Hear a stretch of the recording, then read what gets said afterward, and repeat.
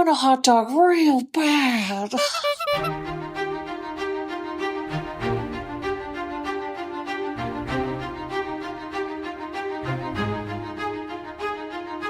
Hello everyone, and welcome back to What a Barb, a Polin podcast. I'm Ovs, and I have a full house with me. Veg, Beans, Lecky, they're all here because, of course, it is a momentous occasion. We are back in the ton. Part 1 has been on our screens, is in our eyes, is in our brains, and our hearts. Welcome back to the pod, everyone. How's everyone doing? Vegetable. Oh, super well, thank you. You went skiing, babe. Mm-hmm. Yeah, it's a really busy time in the life of Veg. A lot of stuff on these 2 months. She's the busy carrot. I went skiing, which is not where I thrive. I had a Hindu bachelor party this weekend that I planned, and next weekend I'm doing a baby shower for my other dear friend. Oh, that's cute. Inspired by Beans, who hosted a very lovely baby shower. Oh, I thought it was going to be like beans themed. Oh, yes. That will be a party, darling. Yeah, baked beans everywhere. It's bun in the oven themed, actually. So cute. I've made a little oven. Anyway, yeah, I'm good, but very busy. And then I'm off to South Africa. As you do. Yeah. Beans, how's the world has been? It was stressful for a little bit, but things are getting better. They've taken a turn for the better, haven't they? Yeah, I am seeing someone and then told him about something that we're doing, and he looked up the podcast and listened to the very first episode, and all of us were like, no, do not listen. No, not that one. Yeah, not that one. Oh my God, the panic. I was like, do not let that man listen to the first podcast. Like, it's notorious in the podcasting world that like your older episodes, you're like, nobody ever listened to them, please. Yeah. Because it was like recorded on a potato. Right, yeah. We had to record it 3 times because we were so nervous and it kept going wrong. So like we were desperately trying to find links to like the better episodes. I was like, Beans, get the one where a pigeon flew into my head and you sing it so it's a new dawn, it's a new day. Beans, you make cheese in this one. This one you make cheese. You open it up by saying you're very sweaty. And I was like, none of this is making me look good. I had to text him. But I was like, this is an unhinged part of me that I haven't revealed to you yet. So I don't know how to feel. And then he was like, I don't need links of different episodes. But I was like, you do. Yeah. You will. Yeah. And on a similar but opposite vein with my girlfriend, I was like, I need you to know what I can be like. And she's now seen it because I'm obsessed with Heated Rivalry. But I played her like our like episode 2 rewatch or our part 1 like live thing. I listened to that last night. Where I opened it. When you cried? Was it the one where you were sobbing? It opens with me sobbing. I was like, this is what you're getting into, girl. I listened to that last night and I was like, this is brilliant. Yeah. Well, like his husband has no choice in the matter. He is the longest suffering out of everyone. I tell him, I'm like, don't listen.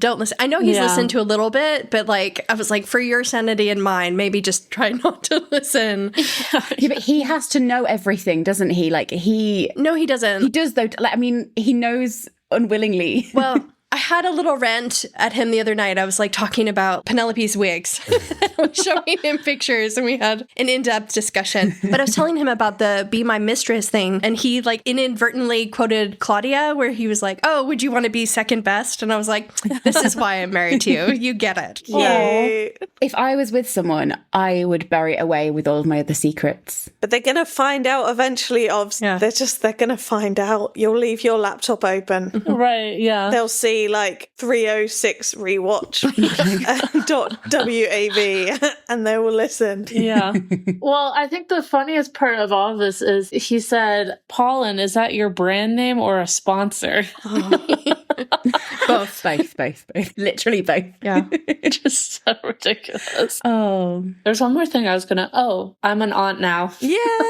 She is. She's an Auntie Bean. Oh, yeah. Congratulations. Auntie Beans. Adorable. Congratulations to you. Congratulations to your family. Welcome to the world. She's the cutest, too. She's so cute. Yeah. Excellent child. Well done. Yeah. Lecky Merrick, how is the Lek? I'm doing pretty good. My husband and I, we watched the Fellowship of the Ring extended edition, like on Friday night for some reason. Oh, the like 4-hour one? Yeah. He just popped it on, and I just remembered how much I used to love it. Yeah. The first one's the best. The first one is the best. There's less war. Yes, that's a bonus. And then last night we went to see Send Help, the new Sam Raimi movie with Rachel McAdams. And it just reminded me of how much I love. Did you ever see the movie Red Eye with Cillian Murphy and Rachel McAdams? The thriller? Yes. Yes. Great movie. Great movie. You know I'm terrible with movies, babe. I watched Train Dreams the other day and sobbed. Yeah. Sobbed. I know that's going to make me cry, so I haven't watched it yet. It made me miss my father. And you also have a dead dad. Yay, the Dead Dad Club. Well, I will keep that in mind. You know who else has a dead dad? Sophie Beck. Yeah, good segue. Yay. But wait. Ovs, how are you? Fine. No, my dad just has a broken spine. He's alive with a broken spine, but he's not a dead dad. Recovering. Yeah, I mean, hoping to get back to London soon is the overall summary. Yeah. Had enough of the north. Sorry, Alfie. Yeah. Well, he did too. Look at him. He was in London, wasn't he? Right. You could move back to London in time for Wuthering Heights. Oh my God. I'm excited. That press tour is going to be mental as well. Lots to look forward to. Are you guys excited about it or not? I don't know. Controversial opinion. I don't love Fennel, whatever her last name is. Emerald Fennel. I told Lecky ages ago, like when the shots started coming out and it looked like bad. Yeah. I was like, I need to decide to find this really funny and like to find it extraordinarily camp, because otherwise I'll get really annoyed, because I love the Brontes and like Me too. Yeah. I made a very active decision that I was gonna like love how ridiculous it's gonna be. Yeah. So that's my mentality going. Like, have you seen The Flesh Room? Yes. Yeah. No, I haven't. What? Oh, it's designed to look like skin, so it's like pink and fleshy with like veiny parts in it. Ew. What? Yeah. They like took pictures of Margot Robbie's skin, Right. and they've made the room out of her skin, so it has like freckles. And I think there's even like a hair sticking out of it at one point. What? It's the whole thing. Yeah. Right, but beyond that, beyond rooms of skin and dead dads, Speaking of other period dramas. Yeah. that was a better segue, Lecky. Thank you. There we go. We are here today to discuss Series 4, Part 1. Yes. I will preface this now by saying Season 4, Part 2, we will discuss another time. So the little teaser that we got, we're going to save all of that, all of the predictions for another episode. I mean, we have a whole month to kill. We've got nothing else to do but sit around to make predictions. Yeah. But today, I wanted you all on board to go through the episodes a little bit. Warning, there is literally no way on earth that the four of us can get through 3 episodes in detail within a short period of time. Yeah. So we're going to sort of give our overall thoughts, skip to a few highlights, have a little chat, catch up with how we're feeling on Part 1, and just have a great time in the land of Benophie. Lament about Varley for 2.5 hours, maybe. Oh my God. Lecky, have you seen in the script, like, every section is like a paragraph or so? Is that the longest one? I think I saw that, yeah. Like the Varley... It's like fucking pages. I was like, Colin, where the fuck are you? Put Penelope down. Sort out your fucking staffing issues. Yeah. It's the whole thing. We'll get there. Lecky and I did an episode called What a Wake Up Call a couple of episodes ago, where we'd watched episode 1 on the live stream and then we had an in-depth discussion about it. So if you're listening to this episode now and you haven't had that episode because you didn't want to be spoiled, all of our episode 1 reactions, thoughts, predictions are in that episode. So we're not going to go into too much detail now. It's a corker, guys. Listen to it. Endorsement from Veg. Yeah. There you go. I'm glad you listened to it. However, Veg Beans, you both were busy during the live stream, so you watched 401 afresh on release day. Yeah. What's your masquerade vibes? How did you feel about the episode? Oh my gosh. Well, I'll say this, like, before we get into reviews. This season, I've been so disconnected from it. Like, Lecky and Oz have really been carrying the podcast. Yeah. And so, like... We love you. Yeah, we love you. And I was just like, when the live stream happened, I was like, huh? We're already here? Nothing cements this idea more than we were chatting while watching. And like halfway through episode 2, God. maybe even episode 3, I think it was episode 3. It was the lake. It was episode 3. Beans was like, oh, wait a second. You mean LIS means Lady in Silver? I thought it meant Listeria. Yeah. I mean, how long have we been chatting about the Lady in Silver? And she thought we were talking about Listeria the whole time. Yeah, I was like, this is a weird plot that you guys are so hyped up on, but it's fine. I'll go with it. I mean, But then, like, you've heard snippets of, like, odd plot lines from the books anyway, like, that we always just, like, vaguely mention without context. yeah. And I've listened to the episodes that you and Lucky have done together. So I don't know. It's just, It's our fault for not doing the book reread, but she knows now. We ran out of time. Yeah. yeah, I know. There's just so much going on. I am excited. Yeah. I'm excited for Veg. Tragically, I don't think you'll be available during our part 2 predictions, trailer reactions, because you'll be in South Africa. True. But Beans, I'm really excited to hear what your predictions are, because me and Lucky know the book. Right. And it's sticking very closely. So, yeah. Right, yeah, and we didn't do it at all. And so kind of have some ideas. It was something we were going to do, something that I'll mourn, but like I'm also now excited to just predict things based off of completely unhinged nothing that I've come up with. That's always the best. So how was the masquerade? The masquerade was great. Yeah, I liked the vibes. Yeah. It felt like a season 1 ball in terms of the energy. Yes. Season 3 had good balls, but I don't think they were maybe as dance heavy. Yeah. They just didn't feel like that much. Whereas this, you had like everyone in flourishing dresses and like, It was a bigger ball. yeah. And I thought it was really beautiful. Who had the bigger balls, guys? Benedict is apparently the answer. I mean, I think the person who like took my breath away wasn't even Sophie. Was it the guy carrying the tray?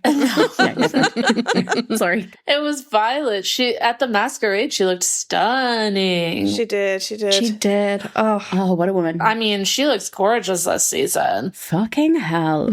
Marcus, lucky man. She has some good looks. What a highlight that woman is. Yeah. Shout out to the member of the crew who did the embellishment on her dress, Jack Oliver Clothing on Instagram. Yeah. Yeah. Well, I'm glad you two had a great time at the masquerade. We did. Everything's sort of a blur, but it was a nice like opener. The pacing was a bit iffy, wasn't it, I think? Yeah. Yeah. And our listener, Pink Bunny, actually had some positive remarks to say about the pacing of the season. They said, "My first thought is that the pacing for these 4 episodes was probably the most fast-paced and frenetic pacing for any season for me so far, but I liked it. It had a very upbeat tempo. All the sequences and montages of the servants working quickly brought this great energy to the season, and it got reflected back into the pacing of the story. I felt like I was walking briskly alongside Sophie the whole 4 episodes, and it made it feel very personal and immersive." I think that's actually a really interesting idea, that the kind of frenetic pacing is meant to maybe mirror how hurried and frenetic the lives of the servants are. Yeah. Kind of getting us into Sophie's point of view a little bit more. Yeah. Yeah. Okay, so general impressions then of the whole part 1. How are we feeling overall? I so begrudgingly love this season so far. I'm having such a good time. We had a Patreon member who said something similar, where they were like reluctantly positive about the direction of season 4. Yeah. Well, Beans, you're not alone. Our listener may have said, "I loved part 1. It pains me to say because, I mean, Polin forever." But the writing for the season is just so much better. The flow of each storyline works so well, and I'm also enjoying the side plots, although kind of missing the Mundriches. I think it may be because all of the missing reshot scenes in season 3. You know, I have my own issues with season 3. I don't know if it's all because of the reshoots. They definitely sort of throw you out a little bit, though, don't they, when you're watching the episodes? They do a little bit, but also just like the drama and the heaviness of part 2 was a little much for me at times. But, you know, that's how stories work. You need to go through the hard period to get to the happy ending, and they certainly got there in the end. But as people who had to, like, rewatch and retell the story of season 3, like, it was hard to keep track of the subplots sometimes. Yeah, especially with Benedict. So that definitely was a recurring issue. Oh my gosh, yeah, things were being chopped and changed and moved. And so I do prefer this sort of integration, I'd say. The first episode, the pacing was weird. It was very fast, but I feel like that's just very normal for Bridgerton. But then towards the end, it was nice because it was like there were way less side plots, I felt, or like there were just enough that I wasn't like trying to figure out what was going on where, you know? Yeah. And they all seemed to kind of tie in together rather than being like different here and different here. Like there was a clear like line of, okay, this makes sense. So it's making me annoyed about some things from season 3. However, I begrudgingly really enjoy, I think the women this season are just fucking incredible. Killing it. Just powerhouses. Amazing. Vegetable, how are you feeling? Pretty good. It's so different from last season just because of the relationship dynamic. Yeah. I think I said to you guys, the scenes they had, they felt like they were longer, but they had so much more to get done within the scenes. Like they're building a whole relationship that we had already partly with Polin. Right. Yeah. But yeah, it's fun. I really think it's beautiful. Like the tone, I'm not sure if they've put different colour toning on it, but it's so warm. That's what I said. Yeah. Yeah. And so like beautiful, and it feels like a sort of twilighty haze. Or this is going to sound really specific. Did you ever use word art in like the early days? Yes. Yeah. Did I ever use word? Of course we did. We're 4 millennials, babe. And you know there was like a sunset one? Yes. Yes. Yes, I know exactly which one you mean. That's what I think of when I watch this season. But it's just really lovely. Of course, though, season 3 and season 4 have a very different vibe from each other. So Laurie, our listener, said, I love the new feel to the season with more vibrant colours and costuming. I also love the tone of the music. It's so jaunty and fun. Well, season 3 is so dark. It is really dark. So dark. Yeah. They even like light scenes, because we've said this before, but we spend so much time like having to like brighten the scenes for like our collages and our like YouTube and everything. Yeah. Even like light scenes are somehow dark. Yeah. And I associate Bridgerton with like colour, like season 2, like the pops of colour everywhere. Right. Yeah. And I think like spending time outside of the ton at like my cottage as well, it was like a breath of fresh air in some ways. Yeah. I really like the brightness this season. It does seem a little bit brighter than season 3, but maybe that's because they were playing more with the idea of shadows. Yes. Good point. But also, shout out to Alison Gartshore. That's what I was going to say. Something about the lighting and the production design is working really well for me this season. I feel like the contrast is also really high. Yeah. So you'll have like those scenes in the Penwood house when Sophie is walking down the hall and there's like these teals and almost like gold colors, and it's like really sharp. The contrast is really high and it feels really vivid. And I really enjoy the color schemes and the contrast and how the cinematography is really working with the production design this season. Yeah. And not just the visuals. I think it was really good ensemble cast, and I had a lovely time. Yeah. Yeah. There were some really great emotional beats, especially even in the subplots this season. Yeah. Oh, yeah. And touching on the ensemble, our listener Chris said, ensemble scenes and just seeing everyone again, it kind of feels like finally being reunited with your friends and family after not having talked to them in ages. I also loved a lot of the new characters, the Penwoods especially. Yeah, they were all great. And talking about season 3, and the place it holds in all of our hearts, our listener Kate said, I agree with people saying the pacing side plot integration is better than season 3, and I think it's good they've managed that better, so far at least. However, I'm also glad I don't feel the same level of obsession I did with season 3, partly for my sanity, Good point. and partly because it just cements that, for me, nothing can ever beat that Polin chemistry. All seasons have their imperfections, but the best of season 3 will always be the best ever. What do you guys think? The way I think about season 3 is it a mess? Yes, but it's our mess. Good point. Yeah. That's how I feel. But I'm having a fun time with Benophie and just seeing everyone again. It's just nice to be back. Overall, I feel like part 1 of season 4 is really strong, except for some issues I had with episode 1. As a whole, I'm really enjoying it. Yeah. But I still do think that season 3, part 1 is maybe better, in my personal opinion. Yeah. Just because I feel like season 3, part 1 told a really moving, beautiful love story. Yes, for sure. And part 1 of season 4 can't do that because obviously you're hampered by Benedict not quite getting there yet by the end of part 1. Yeah. Yeah. Agreed. Yeah, I think it was one of those things where, first of all, I was also going to say, like, they took the out of the shadows thing so literally last season. That you were plunged in shadow. Yeah. Squinting every time. But it, like, made me realize what I liked about Bridgerton when I first watched it, like, in season 1, was sort of the, like, flightiness and, like, beautiful extravagance of it all. Yeah. And something I will say is what's been truly the most enjoyment out of all of this is just the depth of the women characters that are in there. And I think in some places where Bridgerton is lacking is giving that same depth to their male characters. You're 100% right. Couldn't agree more. Yes. Jess Brownell actually mentioned something kind of similar in the first episode of the Bridgerton, the official podcast, where she talked about how they kind of prioritize the female protagonist a little more. Yeah. And you can kind of sense that in the show as you're watching, both with Colin and with Benedict this season. Yeah. Yeah. And with Benedict, yeah. And even John to an extent. Yeah, you're Yeah. right. Yeah. I even mentioned it when we were watching it. I said one of the things that frustrated me, and here's what I'll say.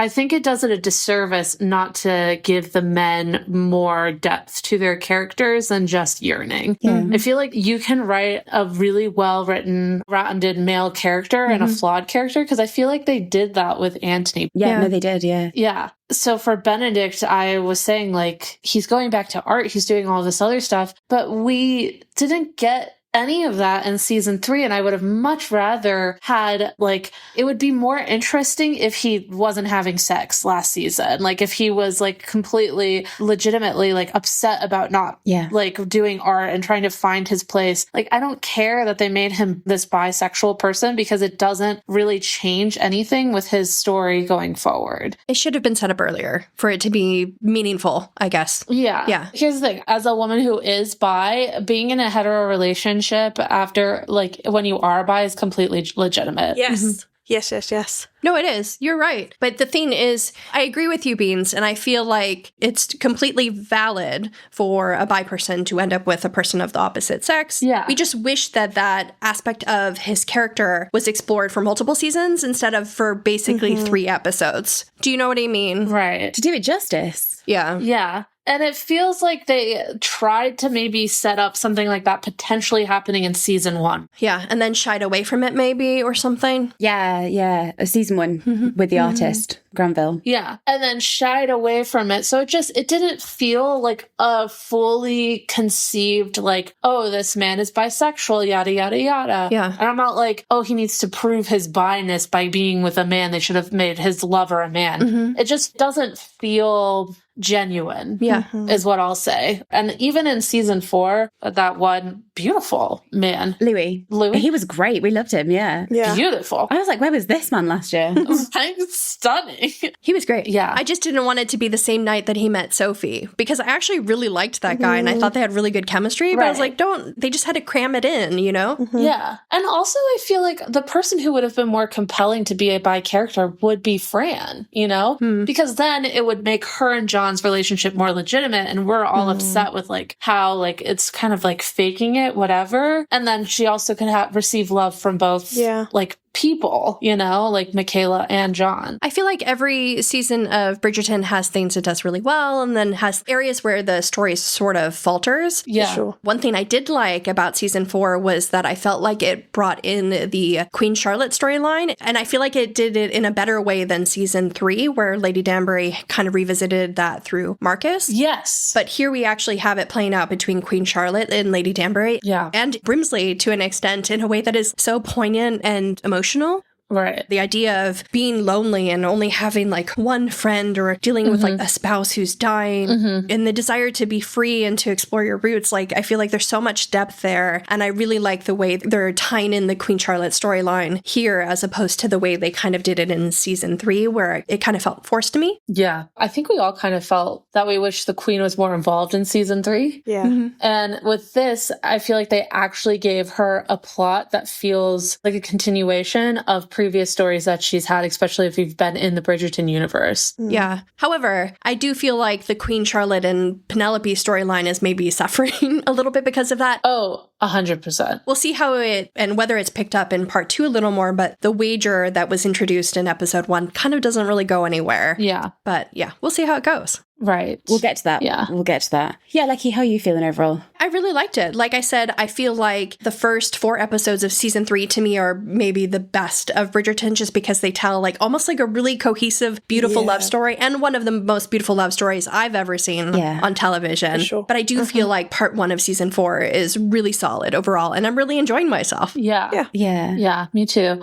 I fucking love that we introduced the like maids and the footmen and all the workers. It's probably my favorite part of the season. Like I love Sophie as a character. She's incredible. And I also love like that we get to see more of Footman John. And it just like really pays off, because we all like love Footman John. Ovs obviously came to Bridgerton because of Ollie. So I did indeed. Yeah, agreed.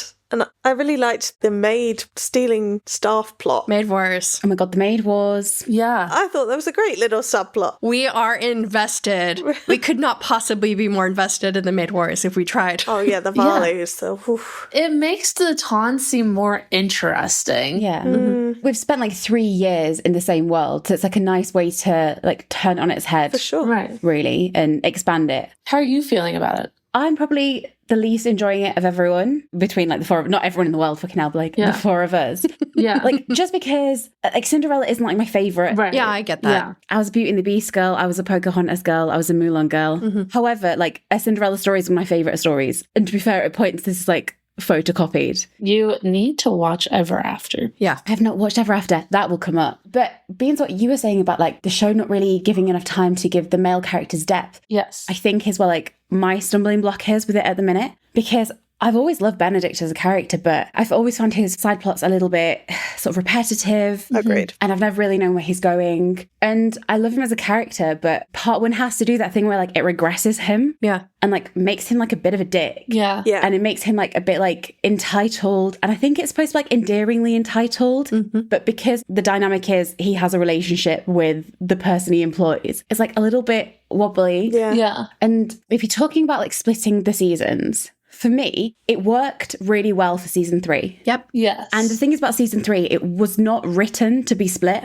right. Netflix ended up splitting it, and the show was like, oh, it kind of works that way narratively. Yeah. And so you had like this really organic, joyous cliffhanger almost. A moment of joy. It's a moment of joy. Yeah. Yeah. yeah. Whereas here, It's the opposite. Right. and I think like unfortunately it's like beat for beat, like they had this like intimacy scene Yeah. with like this famous orchestral cover. And instead of it ending with like, will you marry me? It ends with, will you be my mistress? Yeah.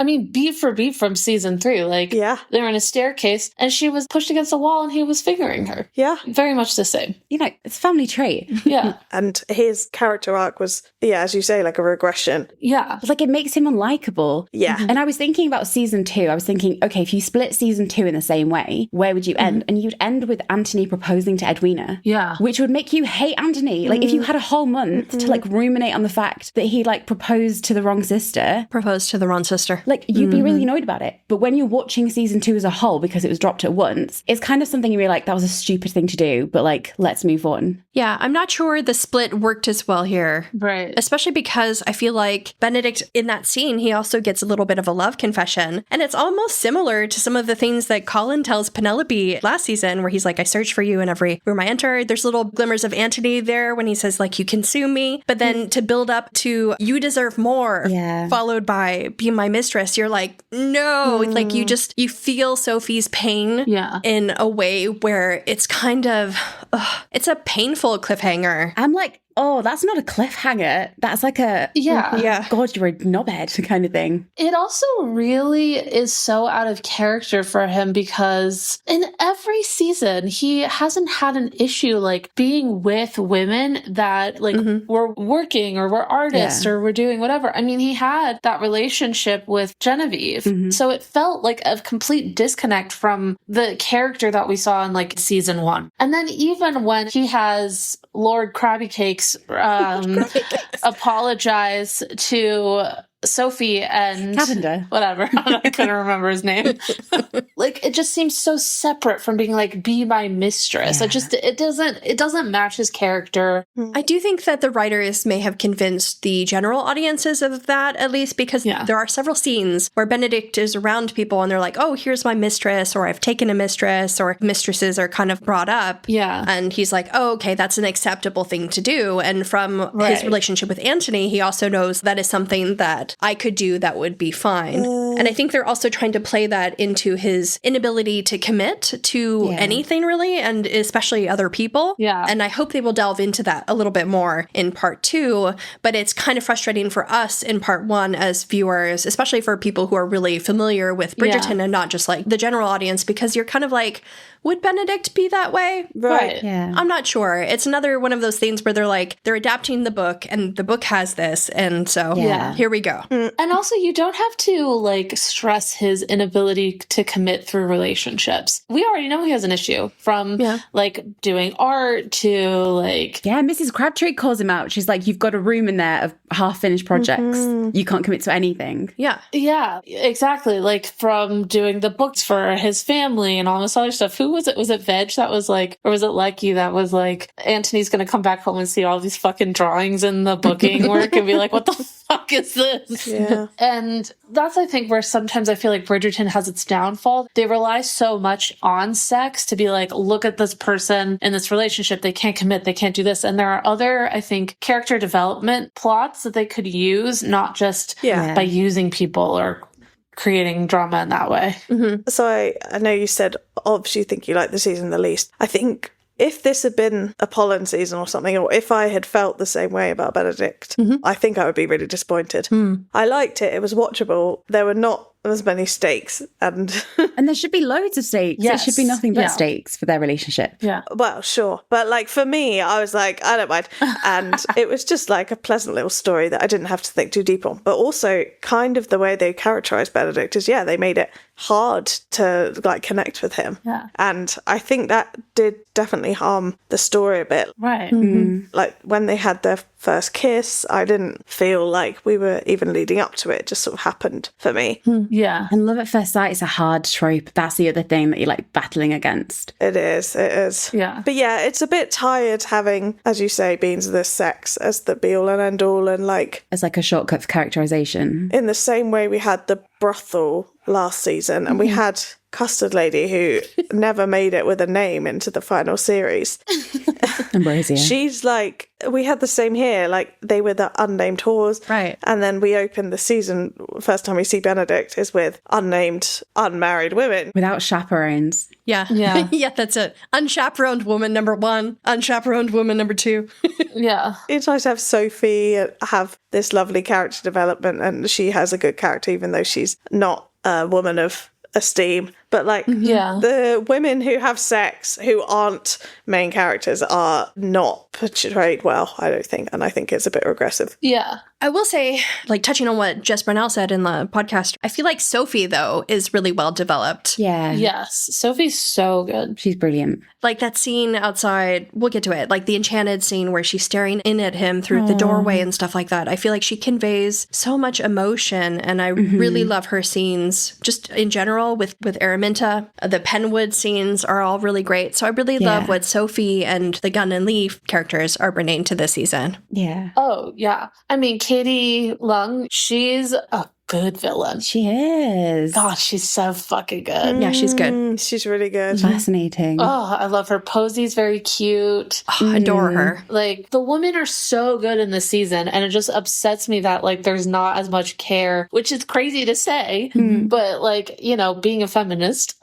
means that, like, you know, equality and equity amongst Everyone. both and all sexes, everyone, yeah. And so I feel as if the men should, because it's going to help us connect with them and, like, fall for them more. Ben needs it at times, you know? He does. Yeah. And like, I don't believe when it's like, oh, this man just accepts that he has this wonderful woman, blah, blah, blah, blah, you know, because like there has to be some sort of development there. Yeah. Especially with the way that they've written Benedict thus far. It's completely unbelievable that he is going from living this sort of bohemian lifestyle to just being like, I'm strictly like in it with this one woman. I'm only doing this. Yeah. It doesn't compute, in my opinion. But living outside society, so sort of strictly almost, and then listening to the male members of society who have taken a mistress Yeah. Right. and deciding that that's the correct path to go down. Right. Yeah. Yeah, I think and hope that Benedict will be more celebrated in part 2. Him being kind of a dick in part 1 and kind of having that letdown of a cliffhanger where he acts in the wrong way. Yeah. I feel like maybe their viral moment for Benophie is going to be in part 2. Yeah. Where he realizes the extent of his feelings and, you know, he gets to the place he needs to get. Right, yeah. I feel like you're never going to get the viral carriage scene moment in part 1 because Benedict is deeply flawed in part 1 and needs to get to the person he's supposed to be in order to earn Sophie's love in part 2. Yeah.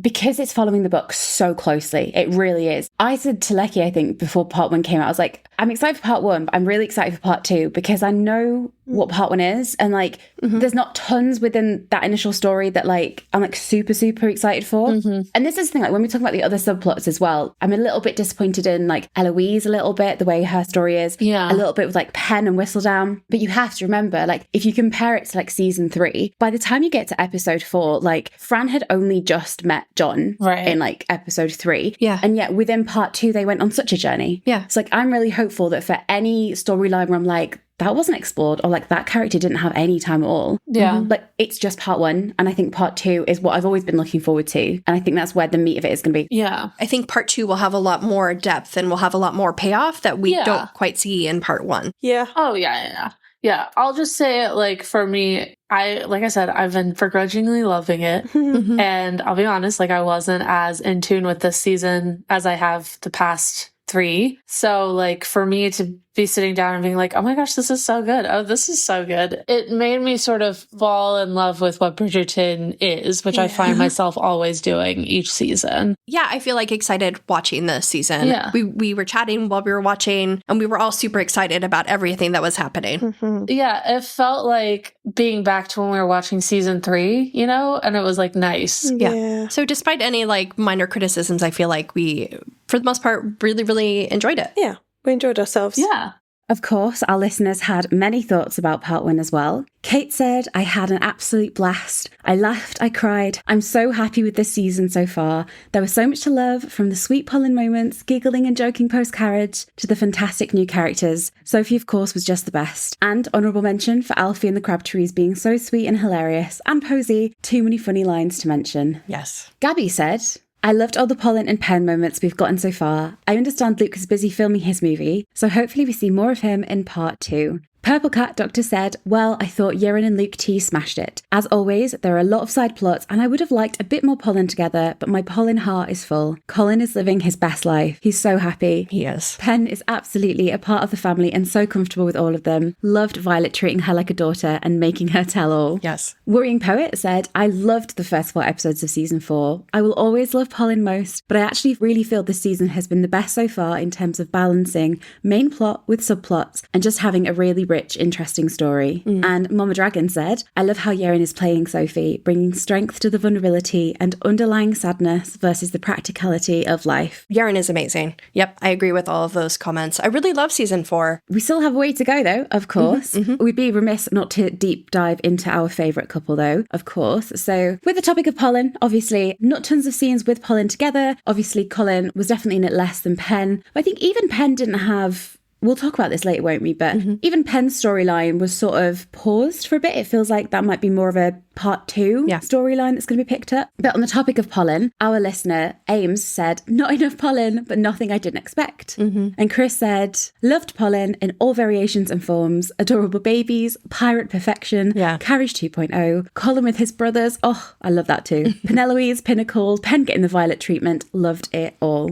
And I Love Polin said, I know they're not our leads anymore, but how did we have such little Polin? So little Colin talking. I mean, they had him sleeping next to Pen when she was up writing. Could he not have been awake and writing or even reading? To be fair, that's actually one of my favorite scenes. I love that. Like, a sliver of a face, and I'm still very happy. You take what you get in life, don't you, Like? And you were there scooping it up. You were like, there is a man. I know that man. Yeah. Look how well he is sleeping. I think I can recognize the sideburn. I don't have a great track record, but I'm pretty sure. She doesn't. We think it's Colin in Colin and Pen's bed. Yeah. But also, he's a busy guy these days. I can only assume that she like thoroughly tired him out. Oh. And then was like, okay, you go to sleep. I've got shit to do. I've got some work to do. Yeah. He was like, that's fine with me. And on the topic of Colin, again, this is all things we're going to deep dive into a lot more in this episode. But Kate pointed out that Luke Newton wasn't available that much because of filming other projects. So they had to find other ways to make his presence felt. Yes. I liked how they mentioned him when he wasn't there. For example, when he was out eating all of London with Dankworth and Finch. One of our favorite parts. I love that because that's all I want for like Daphne and Simon. Yeah. Do you know, like, because they're not there. I understand that they're not going to be in the show, but like sometimes I'm just like proof of life, you know? Exactly. Proof of life. Yeah. And finding out that Colin and Dankworth and Finch are eating the town. Perfection. Pure joy to me. Yes.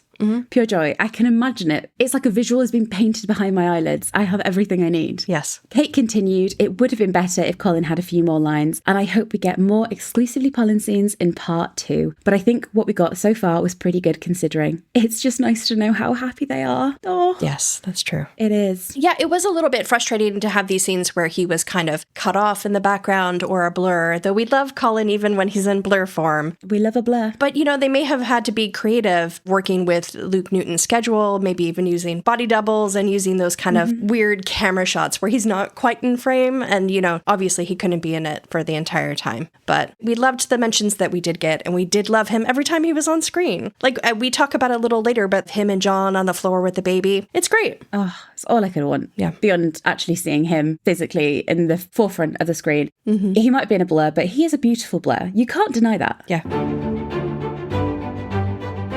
Okay then, guys. So those were our initial impressions. Shall we have a little bit of a more detailed chat about the episodes themselves? Sure. As we said, episode 1, not covering here, have a whole 2-hour episode, so go enjoy. Yeah. So let's begin with episode 2, Time Transfixed. Lecky, I think you liked this one, didn't you? This was my favorite of the 4. Mine too. There were some really beautiful, unexpectedly emotional scenes. Yeah. Yeah. Even in the subplots, not just the main love story. I thought overall this was one of my favorite episodes of Bridgerton ever, maybe. It was really great. Yeah. Yeah, and Lily, our listener, agreed with you. She said, I think it's my favourite episode of the entire show. The pacing, the storyline journey we were taken on all felt flawless. Yes. In the edit of it, I felt we were really swept up with Benedict's state of mind. Just brilliant. So what we're going to do, we're going to skip through a couple of key scenes. So we can't touch on everything, but a couple of key scenes that caught our eyes, a couple of observations, and then along the way, we can dig a little bit deeper into some of the subplots as we go, if that works. Right. So, of course, episode 2, Lecky, in our last episode, we were kind of concerned because we were like, how much time are we going to spend back with Sophie, back getting ready for the masquerade and at the masquerade? Yeah. I don't think it was that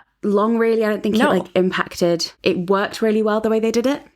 It was like 6 or 7 minutes. Yeah. To be honest, that was maybe my only mild criticism with this episode, is that you don't see what forces Sophie to make the choice to kind of upend her life and do something daring to go to the ball. She just kind of decides to do it. Yeah. Like you get a little glimmer of, oh, I've got an evil stepfamily, and then she decides to go to the ball. So I feel like that decision could have been maybe set up better. Agreed. But they do really get you into the episode very quickly. Yeah. Yeah, and you really get into her world as well. So we meet, I mean, we've already met the Penwoods, but we meet them in context in the place they hold in Sophie's life. And we also get a little bit more of an insight into those friends that she has at Penwood House, including the absolutely iconic Irma and Alfie. Oh my God, how much did we fall in love? I love them both. Alfie is one of my favorite new Bridgerton characters. I adore him. Alfie's great. Yeah, I couldn't love him more if I tried. Yeah.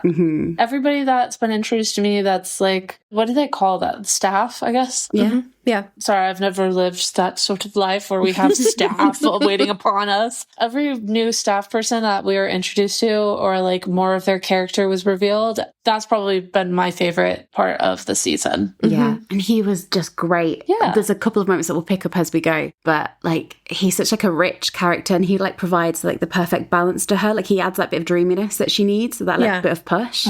That's one of the things like Bridgerton does really well, is with like the castings. And sometimes you'll have these minor characters who just kind of steal the show, and they have so much depth despite not really having their own fleshed out worlds. And Alfie is great. Yeah. And like you said, I really like that he pushes Sophie to kind of dream because she fears having any sort of dreams. She fears letting herself have any sort of fantasy because she thinks that she's stuck in cold hard reality all of the time. Right. Yeah. So having this episode be really in her world, it was like a fascinating insight. Yeah. I'm still not sure like whether we could have had it in episode 1, but the way it was done in episode 2 is still really, really good. Yeah. So there's lots of like lovely moments that punctuate this episode that we spend with her and with Alfie. Yeah. So we will come back to them as we go. But of course, we have to mention we're a Polin podcast. An incredible little scene of John and Colin playing with the baby on the floor. Colin is there. He's a little blur. We love a blur. But he is the most attentive blur you've ever seen in your life. Yeah. What a ginger child as well, can we just say? Yeah. Maybe one of the best scenes of Bridgerton ever. And I just love how we love a good dad. And I love that John is down on the floor with the baby as well as Colin. Yeah. We love to see like a loving father and like what a sweet little moment. I do feel like we got some more, not necessarily like all Bridgerton scenes, but we got some more family scenes with the Bridgertons. Yeah. Yeah, which was sorely needed. Which was such a lovely thing to return to, for sure. And there's a lot that can be said about like Colin's presence or lack thereof in part 1, and we will touch on it, but like you have to kind of take it where you get it, you know?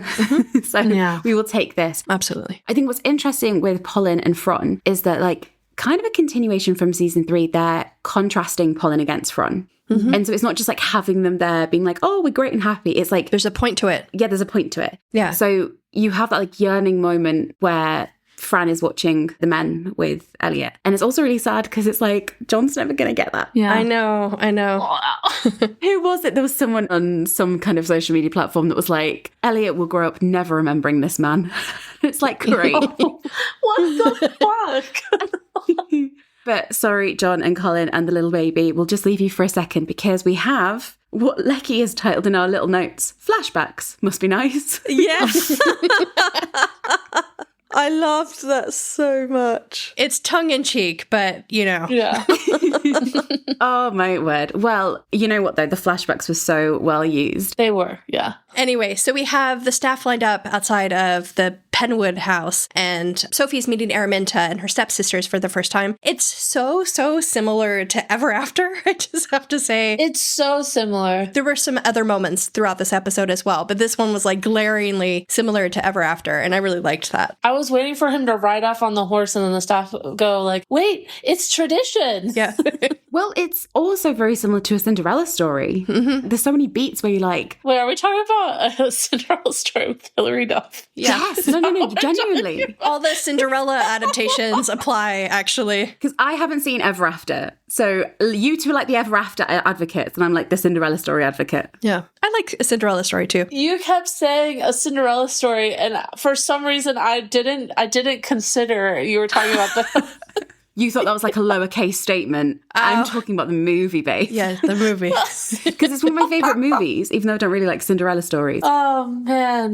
But there's a lot of points here where like it is beat for beat, the kind of same. Yeah. But yeah, I love the little flashback. And I vaguely sympathise with Araminta here because like Lord Penwood really should have told her about this kid. Yeah. Listeners, you can't just drop children onto people. Yeah. You just can't. Right. Good advice. So, but little Sophie was like incredibly cast and she really breaks my heart in this episode. I know. Our listener Erin said, I love they brought back the flashbacks for season 4. How much better would season 3 have been if they'd just given us baby Polin? Right. Not that I'm still salty about that. The one season that needed them the most. It's fine. Fuck, just give me a little 2-minute background shot of a little Pen and a little Colin bumping into each other. Someone did like a thing on Threads, I think, where they were comparing all of the children actors to the adult actors. And then if there's one thing that like Bridgerton needs to hold on to really hard is their fucking casting directors, because they're always like on point. Oh my God.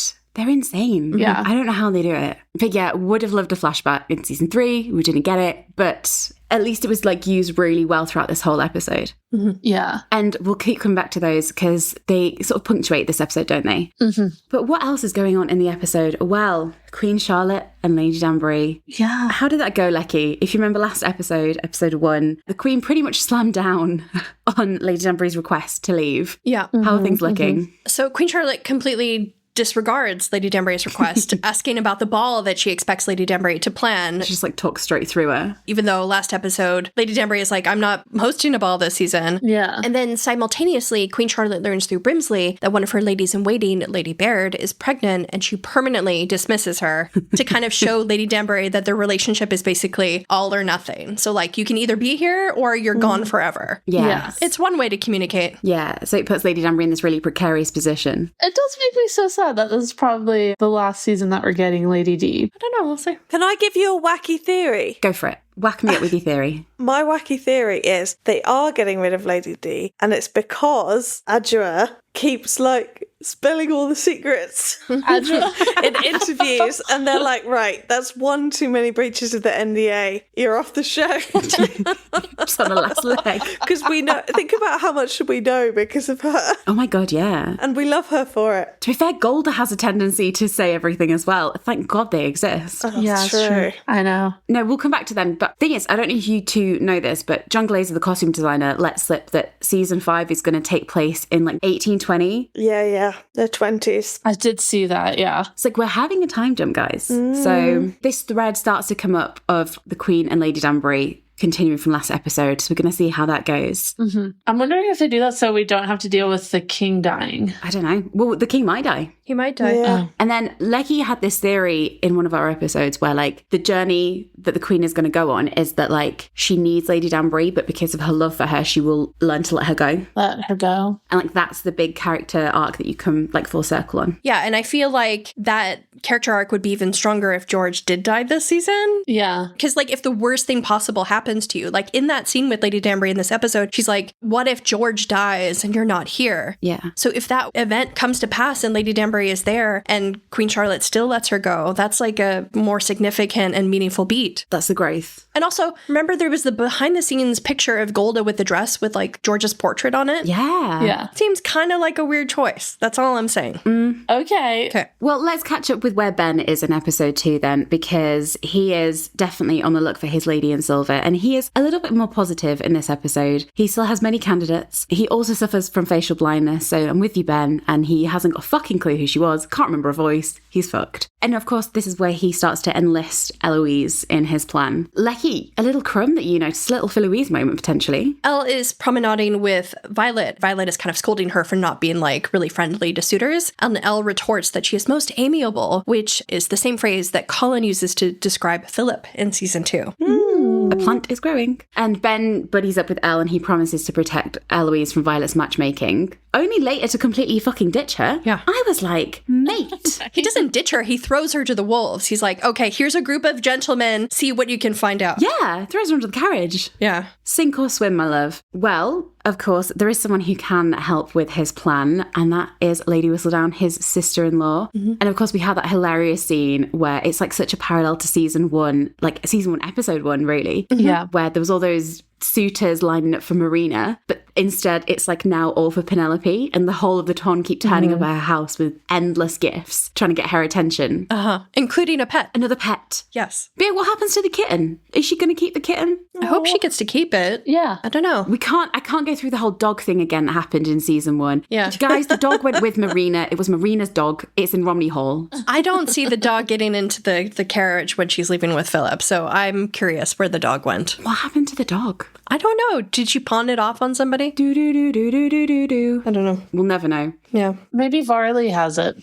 At the Penwoods? Don't mention Varley to me. Sorry. Yeah. God. And our listener Kate said, I like the scene with people bringing gifts for Pen, and I hope she kept the cat. Me too. But I was surprised I wasn't more shown of the negative reaction to Whistledown. Hopefully the whole thing comes together in later episodes. Yeah. Yeah, I guess everyone just loves Pen. I mean, same, join the queue. Yeah. But listen, that's Bridgerton. A lot of people besides maybe 2 characters face repercussions for their actions, you know? Yeah. And like the Queen's kind of publicly, not endorsed her necessarily, but she was like, I recognised her, let's see what she does. Yeah. But you know what I mean? People know the Queen is like vaguely on her side. Yeah. So you're not exactly going to openly go against the Queen like that, are you? Right. I think they just don't have the time for that drama this season. From what it sounds like, she's going to have issues with like Lady Whistledown. However, I would have preferred if like she was, you know, sitting on the sidelines, whatever, and listening to someone and drinking, and then the people noticed her and they like did like a, oh, look, there's Whistledown, let's move, you know? That I feel like would have been more interesting. Yeah, like a more ambiguous reception from the ton. Yeah. Instead of everyone just wanting her attention. Again, it's like a pacing thing. Yeah. I feel like if we are going to have that in the next half, there's a way that you can have it be present without revealing that entire plot point. Yeah. Bridgerton's a very much like, I'm going to show you and tell you at the same time, rather than like, let me show you first before I tell you what's going on. And like, we're definitely going to talk about Penelope a bit later. Yeah. But I was like really surprised by like the lack of a storyline in part 1. Oh, yeah. I was so sure that the whole masquerade thing, the wager, like I thought it was going to set up this tension between the Queen and Pen, and then they don't speak to each other. Right. Well, it's because like the game ends until Benedict comes back to the Ton, and then it's kind of revisited. Yeah. But then kind of not.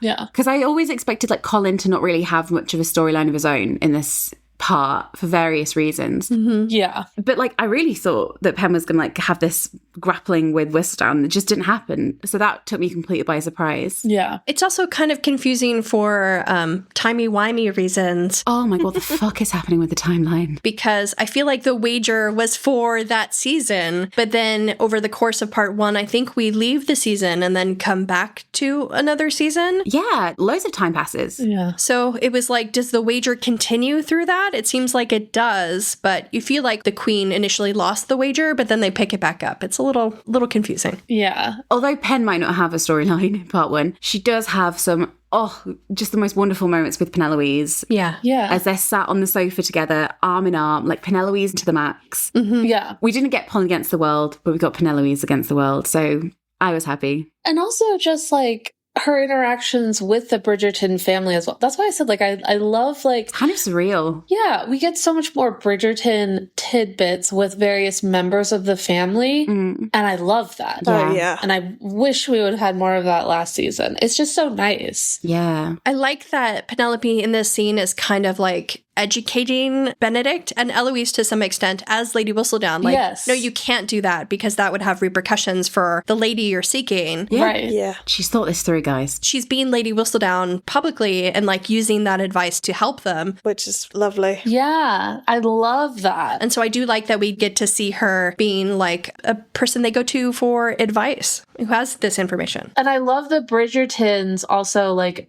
Benedict being like, well, can't you, write about her? I was like, fucking pay for it. Don't just ask her. Like, it's like when you've got like a really talented friend. Yeah. And some people like will try and get you to do it for free. Like Beans, like you're a singer. And it's like me coming to you and being like, Beans, I've got this event. Can you just sing for free? Yeah. When all my friends ask me to sing at their weddings. It's like, pay your artists, guys. No, you had to pay. And so I'd be like charging him. Just so surreal to see Benedict having a conversation. Penelope at all. Penelope. It like blew my little brain.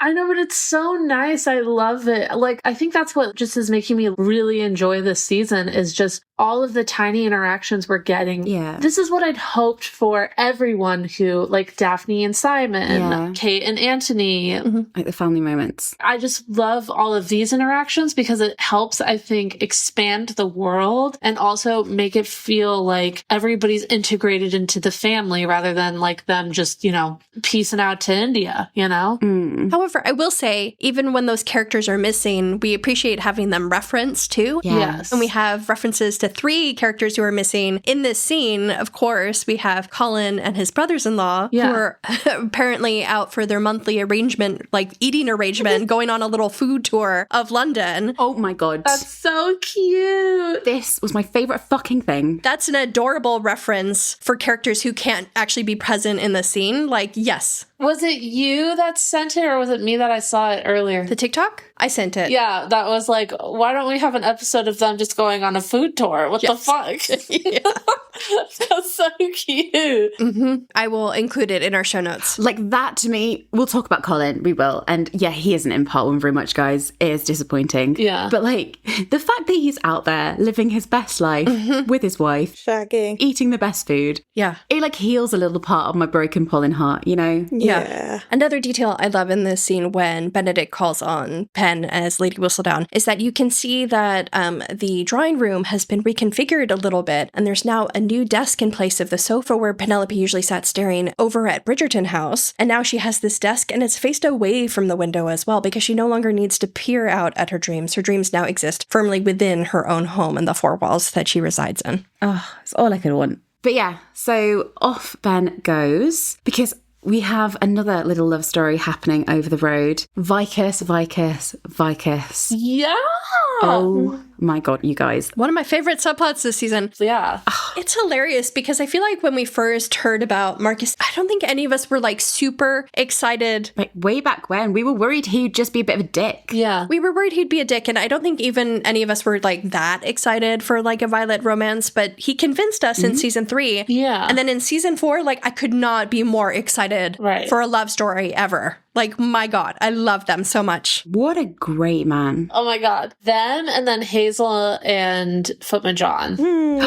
Footmaid Hon, as we've called them. Footmaid Han is what we call them. Yeah. Yeah. What I like about Marcus is that he's so not pushy. Yes. And he accepts Violet for how slow she wants to take it and also for how awkward she is and like flustered. Yeah. And he just kind of like laughs at how flustered she is. It's so cute. It's adorable. Yeah. And you know, that like highlights my whole thing of like they use sex for character development, whereas this, I feel like they're not forcing the sex plot. Agreed. It feels like it's tied into her as a character and her developing rather than just like forcing us to see all this, which is so crazy to say. Like, listen, I love the sex. I feel like the way that it's with Marcus and Violet, it makes sense, you know? Yeah, it does. And again, it feels like they're tying in the Queen Charlotte storyline in a really organic way. They didn't last season. Yeah. But that's because they had to introduce Marcus and kind of like get them to this point where Violet's like, yes, okay, water my garden. Right. Yeah. God, I just love the use of Violet this season. Yeah, same. It's like this scene, and it's just such a tiny little thing where like they're inching together and then she pulls away and he's like laughing at her in the background in like a really sweet, loving way. He's like such a green flag of a man. Yes, exactly. He never pressures her. I know. He happily takes every little thing he gets, but never pushes for more. And he like gives her the space to open up. Yeah. I love them. I love them. But talking people we love, Ben and Elle. What a terrible brother he's being over there, eh? Yeah. Yeah. Once again, throwing Elle straight to the wolves so he can get some info. Yeah, exactly. So we're talking about the promenade scene where Elle is thrown into conversation with those lords. Claudia Jessie just shines with like her ridiculous, hilarious facial expressions. Yeah. She's great. Definitely confused me because I'd got the wrong end of the stick at some point and thought that on the shelf meant like available for purchase, you know, like if it's in the warehouse. This is talking to someone who's in a relationship, isn't it? She doesn't have this fucking issue. Well, Elle also got that message wrong, to be fair. She didn't understand that either. If you're a spinster, Have you never heard the phrase on the shelf? I don't think so. Like, because if you're a spinster, you're in the warehouse. To be fair, Veg, you've had a few like long-term relationships, so like this hasn't been like a pressing matter in your life, has it been on the shelf? Oh, cool that. Serial monogamist. Me too. Don't worry, girl. I was single for the first 20 years of my life. No, I'm saying you've never been on the shelf. It's a good thing. You've been wanted. Right. You've been wanted, my love. Anyway, think of it logically as someone who has worked in a supermarket. If you're on the shelf, you could buy, if, you know, she's in the warehouse or the delivery van, she's not on the shelf. Oh, yeah. Yeah, in this context, it's like a dusty shelf, like away. Yeah. I see. But I don't think Bridgertons are going grocery shopping. I think it's like you're putting like a book on the shelf and it's getting like dusty and no one ever looks at it. And then one day you pull it off and you go... There's a really sad child's book that I had when I was a kid. It's about this little bear and no one wants it. It's like in a shop or a charity shop. And so because no one wants it, it gets put on a higher and higher and higher shelf every time so no one can reach it. And then like he's at the very top shelf and he's really sad. And then I think this little girl buys him. It's a happy ending. So in this analogy, Sir Philip is the little girl who wanders into the shop and buys the bear. Yeah. But like she's put herself there. Right. So no, sorry about the confusion. Maybe they could have actually like foreseen the fact that would be confusing and maybe like explained what she meant by that. No, it's probably just me. No, it wasn't. Oh. It wasn't she. I know people who also completely didn't get the reference. Yeah. I do have to say I was half correct because in this scene I speculated that Ben was going to be approached by the Lee sisters, but I thought it was going to be Posey because there was a behind the scenes shot and I thought that Rosamund's like hairpiece was higher than it was, but I was wrong. So I was half right. Nice. And the swan debutante spoke during this scene, revealed herself an icon of a woman. Yes, what an icon. And of course, she's a redhead. It makes sense. We love redheads on the podcast. And redheads who are swans. And then I suppose time passes. Yeah. Maybe. Yeah. Who knows? Yeah. No, it definitely passes. Like, autumn arrives because, like, they're going on the promenade in the spring and then they're promenading again a little while later and then all of a sudden, like, the leaves have changed color. Oh, and she's like, we've been to like 7 balls and soirees and blah, blah, blah, blah. Yeah, and Elle's like, there's been no sign of glove lady. The fact she calls her glove lady is everything to me. Yeah. And the queen's despondent because it seems like the wager isn't going well because Benedict hasn't found a woman. But I think she's despondent because of Danbury, though. Well, I think it's both. It's just not a great time to be the queen. What a sentence, eh? Yeah. More than anything else, she wants like a game, and the game has gone nowhere. Right. And the other game that she had with Lady Danbury, they were playing chess. Remember, their chess game is left unfinished. Yeah, she just walked out, didn't she? Yep. Well, of course, the timeline never bloody makes sense. As our listener Gabby said, I'm a little confused on the timeline, shocker, lol, between episodes 1 and 2. The baby used for Elliot is different in episode 2 and looks a few months older. Also, autumn, did it start in part 1, part 2? Are we in autumn forever? It's also called the passing winter. Lecky, what's happening? I think that we go to autumn in part 1. I don't know what will happen in part 2. So, strap yourselves in. Well, Gabby, you're not alone. Moon Pie, our listener, said, my one area of curiosity is the time frame. It seems like we pick up episode 1 shortly after the season 3 epilogue, and that Benedict's hunt for the Lady in Silver begins that spring and continues through to the fall of 1816. Then after he gives up, he must drink himself through the next 6 to 8 months because it's summer again. Yeah. And then heading into fall 1817 when we end episode 4. What do you think? Yeah. I am lost and have given up. It is weird because they use the promenade and his search for the Lady in Silver as a montage to take us from spring to fall. Yeah. But then we have the scene of him moping in the bar that takes us to the country. By the time they get to my cottage, it does seem to be like spring or summer again because there's like flowers and stuff. Yeah, she's loving the flowers. And by the time they go back to the Ton, the season is in action again. So yeah, it's a very strange passage of time. You kind of just have to accept it. He would freeze to death in that lake if it was autumn or winter, can I just point out, on top of everything else it's going through. Also, how old is that Cantony baby in the trailer? I don't know. Some people are speculating that they came back with 2 children based on how much time has passed. God knows how many Daphne's had in the meantime. Because the baby in the teaser trailer actually looks very young. Moonpie, I'm so sorry. We've tried in the past to figure this out. And no. We don't know. Fallen down the rabbit hole once again. Yeah. But autumn is on the way. And another little scene in the episode that I love, Violet decides to get the fuck involved because she cannot deal with this wallowing man. And so she heads over to Pen and interrogates/intimidates the shit out of her. It's like this really funny moment where she's like, tell me everything you know. And Pen's like, well, a girl can't reveal her source. And she's like, Penelope Bridgerton. Yeah.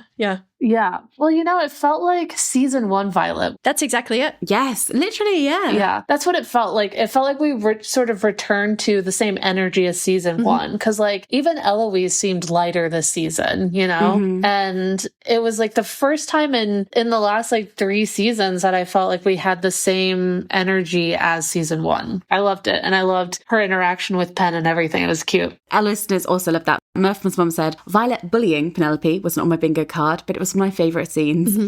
It's lovely to see Penelope being fully embraced and treated by Violet as one of my slightly foolish children. Yes, that's great. It set up the Violet and Benedict scene so beautifully. And our listener, I Love Polin, Oh, great name. said, Violet Bridgerton scolding Penelope. We endorse it. Penelope Bridgerton, just like the infamous Colin Bridgerton from season 1, we truly have our merged Polin. I had a little rant. I was like, how dare you? Don't you bully my girl. Back the fuck off, Violet.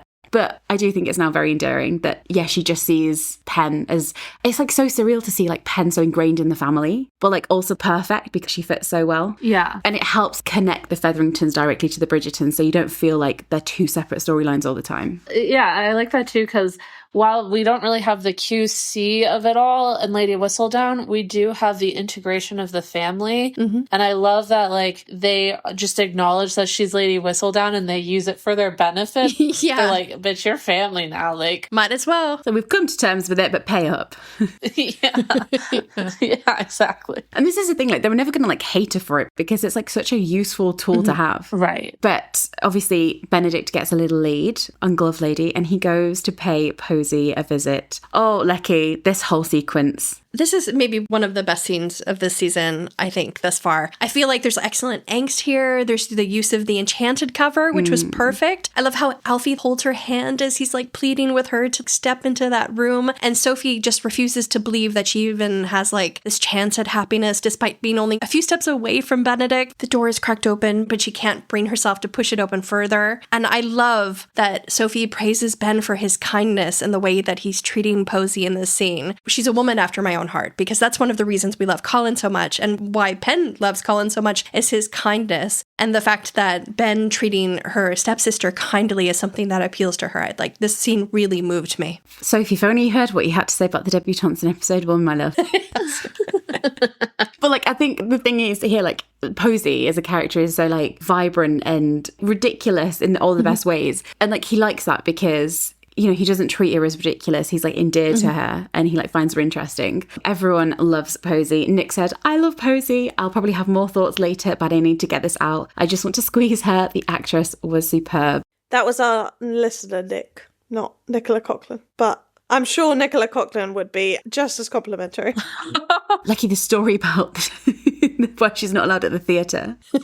So Posy recounts one of her dreams to Benedict, and it's about having feet for hands while she's on stage. And she ends by saying, and that is why I'm not allowed at the theater anymore, which I thought was just absolutely hysterical. She's so funny. That sounds like a me story. It does, actually. Yeah. It does. Yeah, it's just wonderful, that whole sequence. Because we thought Enchanted was going to be in the season. Everyone thought it would be like used at the Masquerade or something. Masquerade. But to have like a big musical moment in like such a quiet moment for her. This quiet, restrained scene, yeah. And I love Alfie, but also like his plan is terrible. It was terrible. Have you thought this through? Like, imagine if she just went in and was like, it's me, babe. Listen, he's an ambitious boy who loves romance, okay? Can't knock him. And again, like you said, he's the dreamer, contrasting with Sophie, who doesn't dare allow herself to dream, you know? Yeah. She needs that sort of contrast for her. Our listener Chris said, Sophie's amazing, and I honestly can't find any complaints about her or Yaren's performance. Like many others have said, the scene of her looking through the door at Benedict and Posy had me in tears. Perfect acting, perfect use of camera angles, perfect song choice, 10 out of 10, no notes, chef's kiss. It was like one of those really necessary scenes where like you just root for her and like understand her perspective so well. And then, oh my God, when she walks out of the room and like stifles that scream. Yeah, I loved that. That just rips your heart out. Yeah, I loved it in a sad way. I love suffering. Good drama. Sorry, Sophie. Veg endorses Sophie screaming. Sorry, Sophie. Sophie Duassi-Freer. Oh, gosh. And that leads to that scene where Benedict leaves with the glove in hand and the three are watching out of the window. And oh my God, Posy has the most amazing moment where you're like, Isabella Way, the woman that you are, when she like looks at the window, she like bangs her head against the window. Yeah. Oh my God, she's so cute. She's adorable. Oh, Beans, I want to talk with you in our part 2 reaction about what you think her trajectory is. Okay, I'm so excited.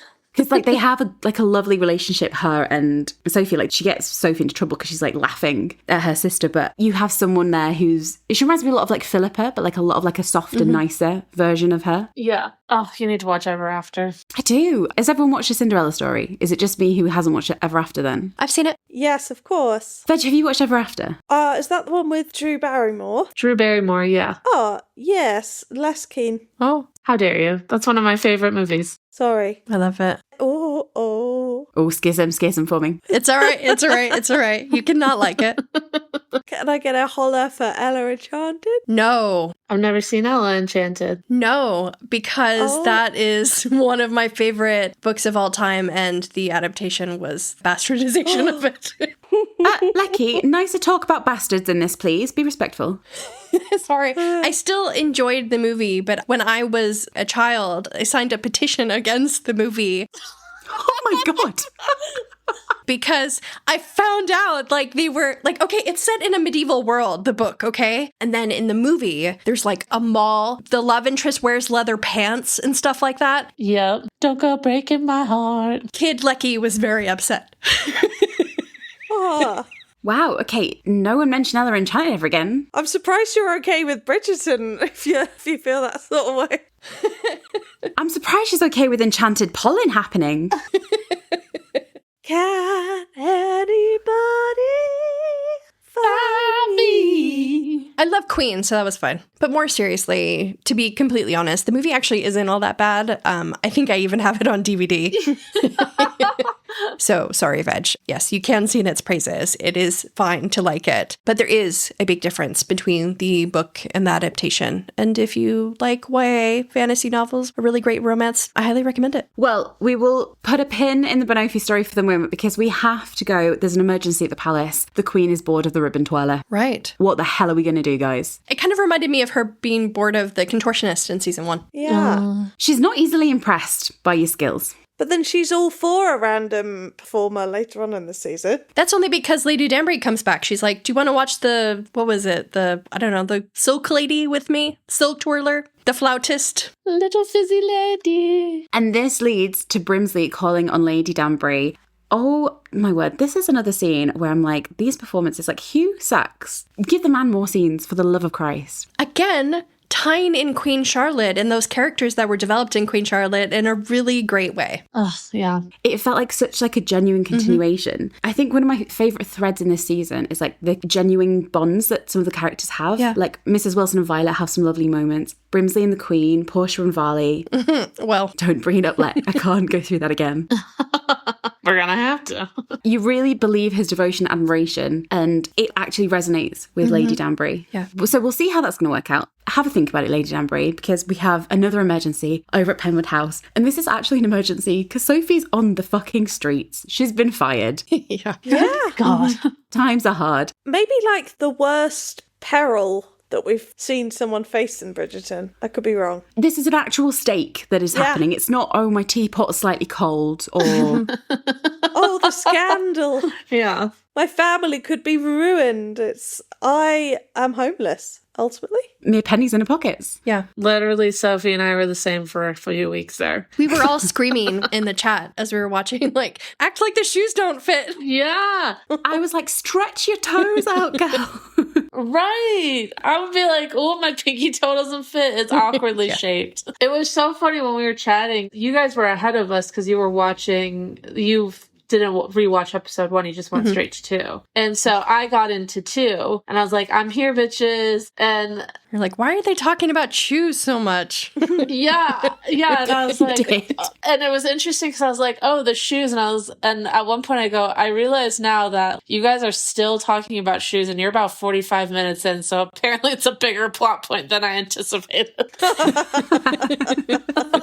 That's like when I watched Queen Charlotte and I skipped ahead to the end and I was like, why is everyone talking about hats so much in like a really intense way? The hats. Oh, well, if the shoe fits, you're on the streets, I guess. And she gets chucked out. And there's that moment where she's like, this is my home. And Araminta's like, this was never your home. It's like with Portia, she was like a grey character. So she did bad things, but you could kind of find a way to root for her. But with like Araminta, I don't know. I think Katie Lung said this though, didn't she? She was like, you will understand her reasons, but you won't necessarily like sympathise with her. You won't like her and she won't be redeemed. Right. Yeah, you can see, and she acts really well in the flashback when she first sees Sophie. Yeah. She does do really good with conveying in her face, like, the shock and that uncertainty. Like, I didn't sign up for this. Especially as, like, a proper woman member of society you would have. Yeah. And, like, it doesn't justify anything. But I think she did really well with a couple of moments, basically, of character development. I really loved Katie in this scene in particular. And it also reminded me of Ever After, because there's a line of dialogue from that movie where she says to, like, the Cinderella character, who could ever love a pebble in their shoe? A ball in her shoe, yes! Motherfucking shoe. Jesus Christ. And that's kind of like the sentiment you get here in this shoe scene. I mean, it is Cinderella. Shoes are important, I suppose, in one way or the other. Mm-hmm. I wanted to get that quote tattooed. Oh my God. Who could ever love a pebble in their shoe? I'm missing out on Ever After, aren't I? Well, Sophie, you fired, my darling. Get your LinkedIn back open. She has a great coat, if nothing else. Really great coat. Yeah. Really great. You know what? That's better than nothing, isn't it? But the scene that I love is when Sophie has to like do the walk of shame out of Penwood House and the servants are there to say goodbye. Mm-hmm. Alfie hugs her and he's like, don't say anything so I can stay angry. Oh, what a good character. And I was like, what a powerful moment for him. Yeah. That's actually like really important in loads of aspects of life. Yeah. When you actually want to stay angry, because like anger sometimes has a purpose and it can sometimes be an energy to propel you. We're probably going to see Alfie more actually with Varley back over at the Penwood house. So there's so much potential for that story. And then, of course, Rosamund and Posy enter the scene, and Posy gives Sophie a little parcel of what turns out to be counterfeit shoe clips. Beans, you might want to keep an eye on those. The counterfeit shoe clips? Okay. She gets the shoe clips, and then later you see Sophie trying to flog them, and the guy's like, they're fake. Just don't forget about the shoe clips, okay? Am I right in saying that, Licky? Have I made that up? No. Shoe clips are relevant, I'm pretty sure. I'm going to say I didn't even clock them when I was watching it, so. If the shoe clips, clock them, be clocked. And then obviously Posy tries to like love on her, and Rosamund pulls her away, but she's off. So we'll see how she gets on. However, we have to go to one of what I think is probably Lecky's favourite scenes in this episode, and just like an unexpected heart of the story as well, is when Lady Danbury returns back to the Queen. It goes from like this furious moment where like the Queen has been so childish and controlling, being like, you can't leave me. I'm the Queen. Yeah. You are my subject. And you want to be like, Lady Danbury, don't give her the fucking time of day. And yet you have this moment where like the Queen breaks, isn't she? Like, Yeah, because Lady Danbury is going to leave. She's like, okay, you've reminded me of my position. I might as well just leave. yeah, fuck, I'll go, yeah. Like, we're not actually friends. I'm your subject. And then Queen Charlotte instantly regrets everything she said and, like, actually shares what she's worried about. She's worried about being left alone, especially if and when George dies. And, like, she just breaks down in tears. It's so good. It's like soul destroying almost. Yeah. You really buy the way that Lady Danbury has that anger and has to be like, oh my God, I will stand by your side. And I was thinking a lot about this earlier and the Lady Whistledown of it all, because I've been really frustrated over the past few days that like nothing happened with Lady Whistledown and the Queen. I was like, what are we doing if not that? But when I was watching this, I was like, okay, you kind of need Whistledown to not be in part one so that the Queen can have this beat. Yeah. Because the whole point is like the Queen is so despondent about the idea of losing her friend that she's not even wanting to read Whistledown. Like Brimsley's like, do you want me to read it to you? And she's like, no. And you couldn't have this vulnerability to the Queen and then have her in the next room gossiping about XYZ with Pen, or like playing chess games with Pen's mind. Like you kind of need this space to open up for her to have this vulnerability. Yeah, all games are brought to a standstill when Lady Danbury leaves in the middle of their chess game. Yeah, so after thinking about it that way, I'm like, okay, if like losing the Pen Queen storyline in part one is the necessary cost of getting a scene like this, then like for me that kind of works. I suppose maybe just to touch quickly now on the Pen Whistledown Queen Charlotte of it all. Our listener Chris said, Pen's plot with the Queen was interesting in the first episode, but I felt like it was abandoned after the first episode. They are surely trying to entwine it with the Lady Danbury, Mrs. Mondrich plot in part two, but aside from a few references to Whistledown being boring here and there, I feel like we didn't hear Pen's perspective on the matter. And Kate said, I agree with you about the Lady Whistledown Queen plotline disappearing after episode one. That felt strange, especially because surely Pen should have been at least more involved in the maid wars, the Queen's boredom scenes. It would have made way more sense. Yeah, I'm assuming that part two will pick that up with Pen and the Queen. Once the Queen feels like comforted and safe that Danbury's staying around, like she'll get back in the game with it. Because it's just like strange that they didn't have that, especially after the conversation they had in episode one and then didn't go anywhere. Yeah, maybe there'll be a scene between Penelope and the Queen where Penelope makes like a little quip like, oh, I guess our wager came to an end because the season's come and gone. And she's like, oh, did you think our wager ended when the season did? And then like, you know, pick that back up. Well, there's a reference to the wager, I think, in episode 4, but I was thinking back to season 3, what we always said was like, Whistledown like had a moment in episode 1 of season 3 when she like burned Colin and really upset him. And then like it kind of got forgotten about for the rest of part 1. Yeah, and then it's picked up again in part 2. Yeah. It consumed part 2. So like I'm wondering if the same thing's going to happen where like it's been suspended and then it will be revisited. Like the fires will be soaked again. Yeah, I think so. I think it seemed to be hinted at in promo, I think as well, that there would be something, even that she might stop Whistledown, might be the end, but I won't go too deep on the predictions. But something we did have a return to, Lecky, we're back on the swings. Yes, so Benedict joins Eloise on the swings, and she's kind of cold to him. She's like, oh, I thought you left our clubhouse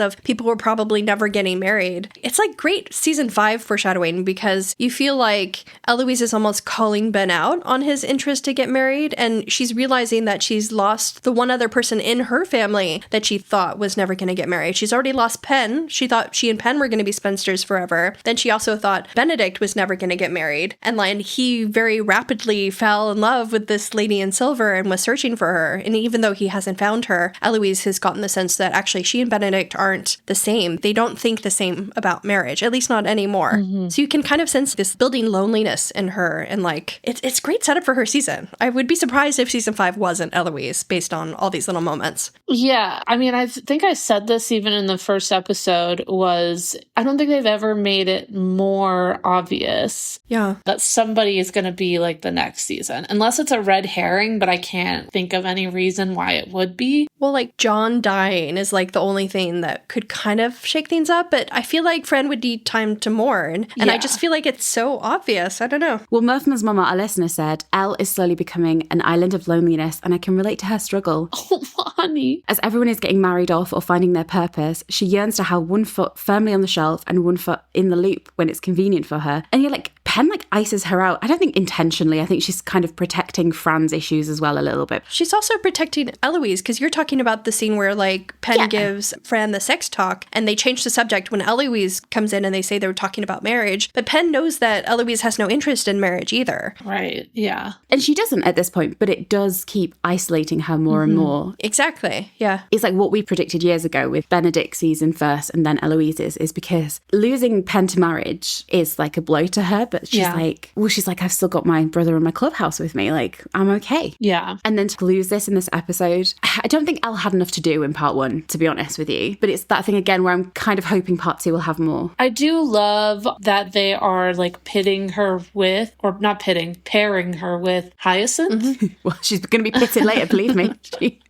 I do love that they are pairing her with Hyacinth. Yeah, that's a great combo. Because Hyacinth wants to be out in society and do all these things. And it's really nice to see like Hyacinth's character grow into this. Well, I'm interested in this stuff and you always seem more interested, shocked to everybody else but me. I think it's great. And I think I love that there is this sort of mix of the two together, at least this season. And like Ob says, it's like one of those subplots where it's doing multiple things at once, where it's fleshing out Hyacinth's character, and she's obviously going to learn something from the subplot for being perhaps too invested in the marriage mart too early. And it's also developing Eloise's character in a really interesting way, where she's like frustrated by being constantly surrounded by these mentions of marriage and society that she may want to flee from it. Well, fortunately for Elle, Ben's back in the clubhouse, so she doesn't need to worry. And then we have like this bizarre situation where like, I thought months had passed, Lecky thought an evening had passed, Ben's in the country after some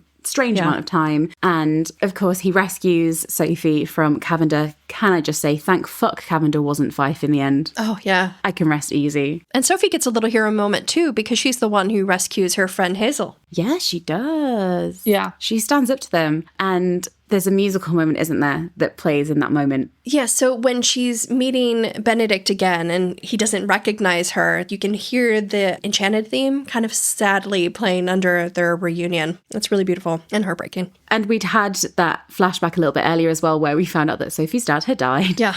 The first death of the season, the first funeral. Those black dresses are coming in handy. And that is when you get that context for Sophie as well, where like you learn that her mum was a maid, who became a mistress, and her dad left her with absolutely nothing. And our listener Becca said, I've not read Benedict's book, so I honestly don't know what happens. The flashback of Sophie's father's funeral, though. Araminta says Sophie was left out of her father's will. Are we going to get a Hilary Duff's Cinderella story moment where we find the will in the end and Sophie is indeed on it? Yes. I've been picturing Rosamund and Sophie in the bin searching for the will for days on end now. It's so exactly that story. Like at points I can hear Jennifer Coolidge in this episode. You're not very pretty and you're not very bright. I'm so glad we had this talk. I'm a very appealing person. I want a hot dog real bad. Oh, babe! That was great. That was amazing. That was so good. You're not very pretty and you're not very bright. There you go. Wow. Another skill. Oh my God. I'm like, where is she? Beans has doxed herself. She's in fact Jennifer Coolidge. We can make money out of beans here. And so the episode concludes with Benedict, of course, taking Sophie to my cottage and offering to help her find a job. She's a little, hesitant about it until he promises that he basically won't lay a hand on her. Essentially, he's not like Cavender. And he adds that, I shall not even look at you. Aww. Which, of course, we know he will have trouble looking away from her in the episodes to follow. And before we move on, another detail I loved in the dialogue in episode 2 is that Sophie makes a remark about feeling like the furniture in episode 2. And I kind of like that she goes from feeling like part of the furniture to becoming someone Benedict can't ignore. She's not like the furniture. She's not like the normal servants that he sees in his everyday life. Moving on to episode 3, we are on the field on the other side of the road. What a beautiful episode. I really loved the exterior shots, like some of the ones we saw in the trailer of her walking toward the lake. It's like very Pride and Prejudice in like a way that's really beautiful. You love seeing those kind of sweeping vistas sometimes in period dramas like that. I love that we got out of the Ton. It's always my favorite when the families go to like different parts of England or whatever the fuck, wherever they are. And they experience life outside of the Ton. Some of my favorite scenes in season 2 are when they were at Aubrey Hall. Yeah. Sad that we didn't go to Scotland. Would have loved it. Yeah, I would have loved that too. I want to see Elle talking to the sheep, like being so bored that she had to talk to the sheep. Yes. So obviously, episode 3, we spend so much time at my cottage, don't we? And that's why it feels like the season focuses so much on the main couple because like they have to be removed from society to have this episode and this connection. Whereas like with Cantony and with Polin, like their relationships are formed around others by necessity. So we'll kind of cover what happens at my cottage. I really love this episode. I thought it was like a breath of fresh air in a lot of ways. So they arrive and Ben's dying, apparently. He is!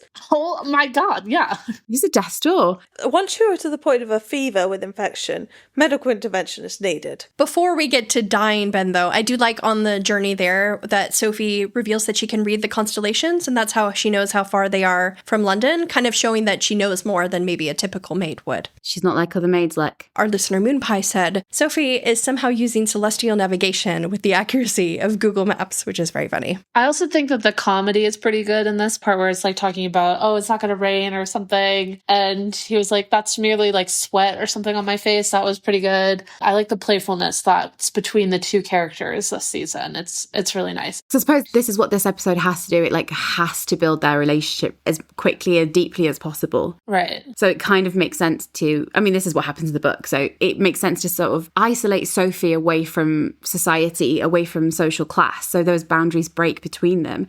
And they do have the crab trees there to like reinforce it, but it allows that sort of fluidity. And they basically like live in a bubble, don't they? And then the bubble has to burst at the end. But I love when Benedict is having his little fever dream and he's like, do not leave me again. And that's like one of the moments where like I really buy into that relationship as well from his perspective. Like I feel like that authenticity for him. But hilariously, our listener, Purple Cat Doctor, the clues in the name, said, you know I love me a hurt comfort trope, but then changing Benedict's illness to an injury rather than a viral fever didn't make sense. It happened way too quickly. All I kept thinking was, if he had an infected wound that bad, and if it caused sepsis so severe it led to confusion in a healthy man, he would not have recovered by morning. In fact, he should be dead without modern medicine. Yay! I had to imagine he was just having a bad dream to make it make sense in my head. We had a lot of fun making fun of this as we were watching it because all of a sudden he starts moaning as if he's dying. And then Sophie, she like dabs some like cognac or whatever alcohol they have on hand in the wound and like fixes him up. It's comical. This is one of the moments with Colin like drinking the tea in season 3 where it's supposed to be like really dramatic, but you just can't help but laugh at it because it's so silly. So silly. Yeah, I think our running theme throughout the rest of the episodes were like, oh, he's going to get sepsis again. You know? During the lake scene, I was like, he takes a dip in the dirty lake water to get sepsis again to entice Sophie to pay more attention to him. Right! Fuck's sake! Him getting in the lake. That's the moment that Beans in the chat was like, I thought LIS meant listeria. And I was like, to be fair. Right. Yeah, it kind of does. Seeing as though like the way this episode is structured, maybe we should just focus on like the My Cottage bit as like a whole, and then we can do the other subplots afterwards because we're so much in their bubble. So obviously they have this time at My Cottage and Sophie is thrown because like she is a guest rather than a maid, because the servants there are the Crabtrees. And how fun were the Crabtrees? So fun. Loved them. We know that woman, don't we? She's been in something else. Torchwood. Children of Earth! I was like, they're great characters. I love them. I love the husband. I think Mrs. Crabtree is great. I think she has some really insightful moments. Unfortunately, if you've watched Torchwood Children of Earth, you're fucked. You're traumatized. Yeah. As we were watching it, every time she came on the screen and like she had like a great moment, I was like, Lecky, I can't think past the trauma of her character in Torchwood Children of Earth. I did have a slight dislike for her. Which is so hilarious because Lucky and I didn't have that at all. Like, we thought that she sounded like Angela Lansbury, who plays Mrs. Teapot. She does. Yeah, she does in Beauty and the Beast. So, like, you guys were like, oh gosh, I can't look at her the same. And we're like, it's Mrs. Teapot. We're calling her Mrs. Crabpot. You guys were like, there's something sweet and almost kind. Yeah. We were calling her Mrs. Crabpot, Mrs. Crab Tea. And then at one point I said, it's really unfortunate to hear that Mrs. Teapot killed a bunch of children. Because, like, that's what they're like. I was going to say, like, out of context, that sounds bad, but like in context, it's much worse. So So in the show, though, she's kind of like the voice of reason for Benedict within this episode, where she immediately catches on to the connection between Benophie and is concerned because of the power imbalance and what repercussions that could have for Sophie if Benedict defiles her and stuff like that. And she like sits him down for the birds and the maids talk. She actually makes like a really good point, and it kind of touches on some of like, I think the issues that some people have with Benophie's story at first is the power imbalance. She points out that like Sophie kind of has to acquiesce and do whatever you want. You know what I mean? Like she doesn't really have the power to say no. our listener Victoria raised that exact point. She said, I'm sorry to be that person because I want to love everything about Bridgerton, but I am struggling to get behind the main couple. I was very much enjoying it until Mrs. Crabtree made her plea to Benedict about the imbalance of power and how Sophie had no choice but to acquiesce to his wishes. From that moment on, everything Benedict did in pursuing Sophie just felt predatory to me and not the slightest bit romantic, and I couldn't get past it. And I was saying to you, Lecky, earlier today, I think that has been my block, if you can say that as well, with the nature of the story is this unfortunate power balance. Yeah. And the show have kind of made it worse because in the book, Benedict sent her to Violet's house, which was a separate household, whereas in the show, it's his direct home. And the whole thing is a bit hard. And what I would say to people who feel like me is the one scene that reconciles the balance for me is in episode 4 when Sophie demands that he leaves, because that shows that no matter her position in society, their position in their relationship is that she does have the ability to say get out of your own home. Yeah. Which is a pretty bold thing that she's I want you to get out. He in that moment agrees. So it is a hard story. I think the scene that Ovs mentioned helps. I think it also helps that the writer is removed. There's kind of a blackmail component in the book where he kind of forces Sophie to accept a position at his family's house. I think that also helps. But I think something that could have helped more is if there were more scenes of Sophie deliberately seeking Benedict out, maybe despite herself. If she knew he was at the lake and she went there intentionally instead of stumbling upon him by accident. And the stairwell scene, similarly, if she sought him out instead of she just bumped into him on the stairs by accident. Yeah, they kind of reframed it too. So there was essentially a little bit of a blackmail plot, right? Where, was it the Cavendishes? Cavender? The Caviars?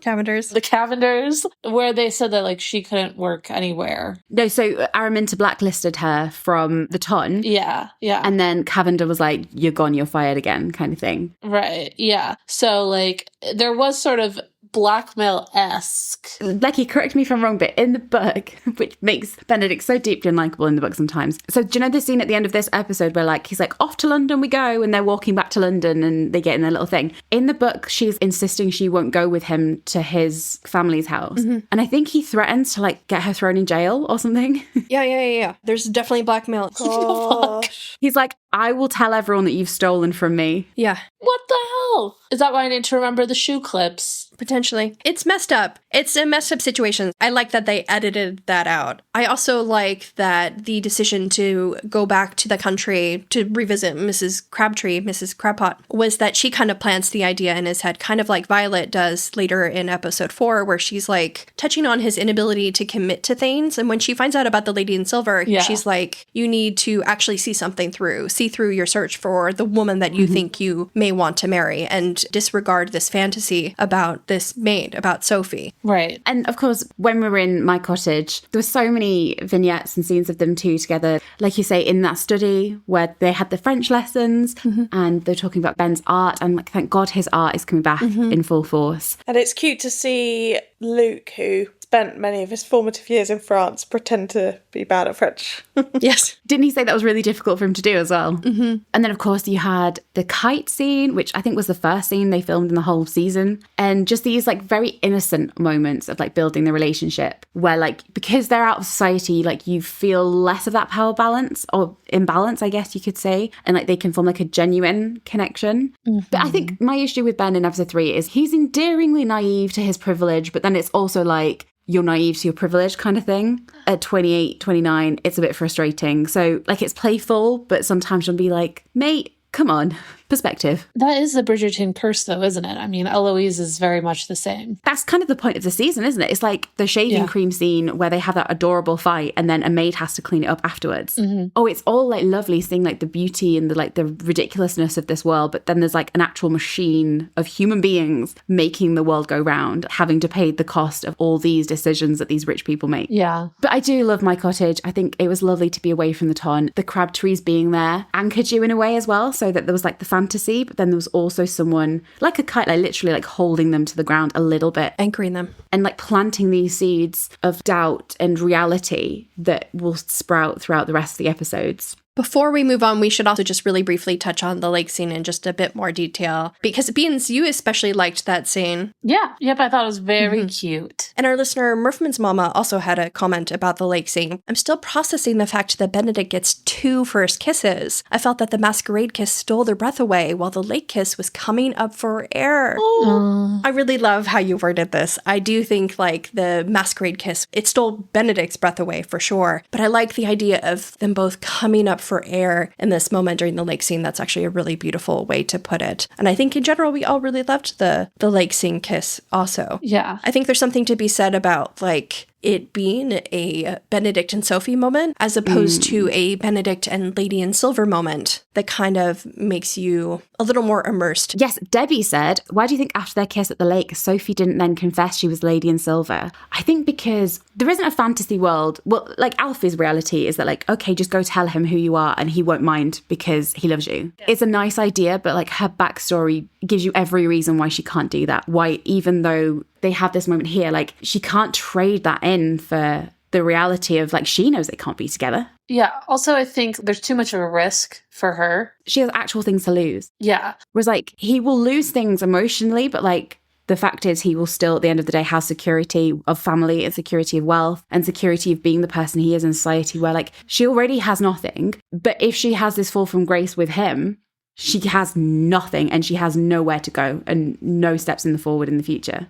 Exactly. And also, as far as we're concerned, Ben doesn't necessarily want to marry the Lady in Silver that we know of. He might just want is currently lusting after her, you know? That's what Sophie's worried about. She's like, he wants the Lady in Silver, who isn't even real. He can't even remember her voice. And so it's like, even if I said it's me, who's to say that he'd be willing to marry her? Because like, what if the reality is less than what he'd built it up to be? And that's something she's like very aware of. Yeah. Well, should we hop over to the other side of the ton then? Because the maid wars are starting out in full force. Because apparently, Sophie leaving, who knew that she was that essential? She was doing like the work of 16 maids or something like that. It comes out in the end. My God, that woman was overworked. And there's that funny moment when Mrs. Wilson is propositioned by Violet being like, are you happy in your job? And it's like, well, in episode 1, she fucking didn't look happy. That's what I was thinking. I was like, she assures Violet that she's fine. I was like, I've seen episode 1. I don't know if that's the truth. And so, of course, we had to go across the square then to the Varley-Portia storyline that picks up in this episode, because Varley gets an offer and they have this innocent scene at first where,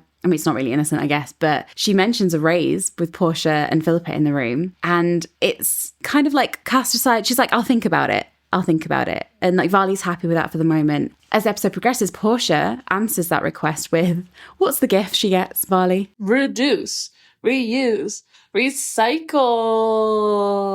I like that dress. I wouldn't be mad at having that dress, but Varley is not impressed. Yeah, I wouldn't really be impressed either getting a dress that's 2 seasons old and then it's like, where the fuck is she gonna wear it? You know, they're ball dresses. It's not a day-to-day. Yeah, can't wear it, can't sell it. I just like that we were right about that. But I also feel like I'm so angry at Portia because last season she's like to Penelope, we're gonna do better. Apparently that doesn't apply to servants because she treats Varley like shit this episode. And it's so painful because she's talking about how Varley is like family and she and Philippa are like laughing at the idea that Varley would ever even think about leaving them and stuff like that. Right. And then to go behind her back and buy those new dresses and like, oh my God. And then let Varley leave. My God. Yeah. Could you say their relationship has taken place? Their relationship has taken shape so naturally. One might take it for granted, you might say. Oh!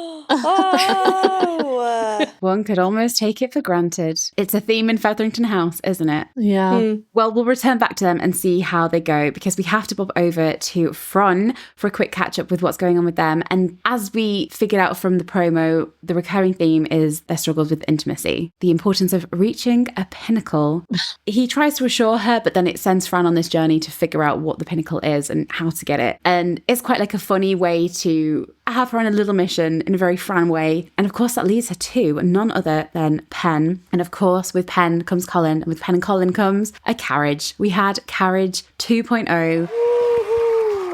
We knew this scene was coming, but seeing it in its full glory was definitely an exciting time to be a Polin fan. Yeah. I must also reiterate that I feel so sorry for the traumatized Featherington footmen. They're truly our bravest soldiers. Agreed. And part of me wonders if there maybe was no room even in the budget to give Varley a raise because the footmen are all receiving overtime and I have to assume hazard pay at this point. But more seriously, yes, this is a very sexy scene. Do I think it's better than the carriage scene as a whole? No, but I love the callbacks to it that we do get. How Polin kind of come out of their bubble by trading smiles and giggling and sharing laughter together. It's so them and such a great example of the tender bond that they share with each other. There's passion there, but there's also this deep friendship and genuine affection for each other. And I think also a certain wonder that they have found themselves in this place with each other, gloriously happy. It's so, so beautiful. And of course, I also love how Penelope is the one who puts Colin back together, a reversal of what we saw in the original carriage scene, and how they sort of tumble out of the carriage after this private moment together, and they still can't even bring themselves to let each other go, so they hold hands as they make their way over to Fron. Colin then, of course, makes one of his traditional quips, but it's just for Pen, and she lovingly bats him with her hand. It's just perfection. No notes, honestly.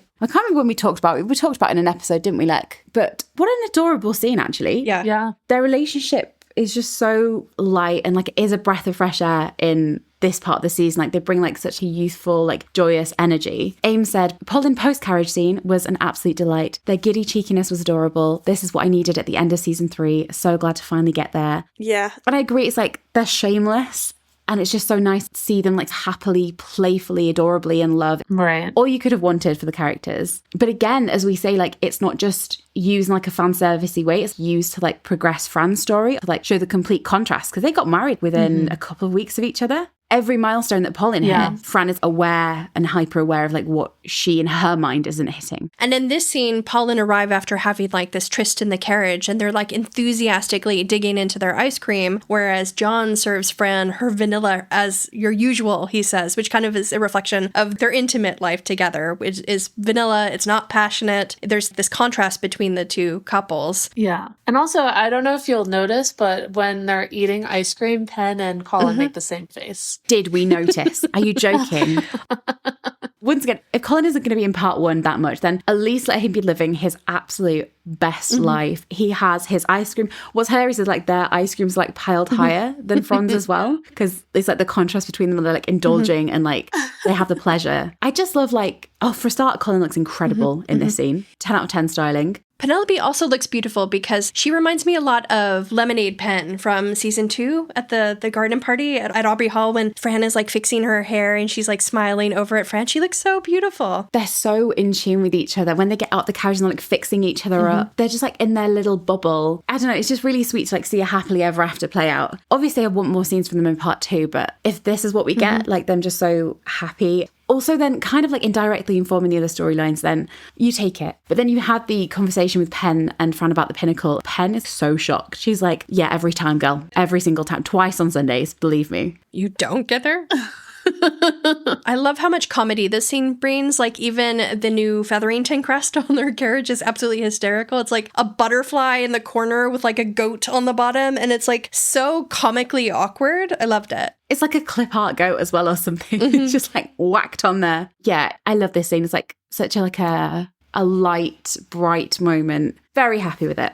But Colin is eating ice cream. He is indulging in Pen. There's something he's glaringly fucking not doing. People are going to be like, oh, he's not in the season. It's not that he's not in part one. It's he's not dealing with his fucking staffing issues yet.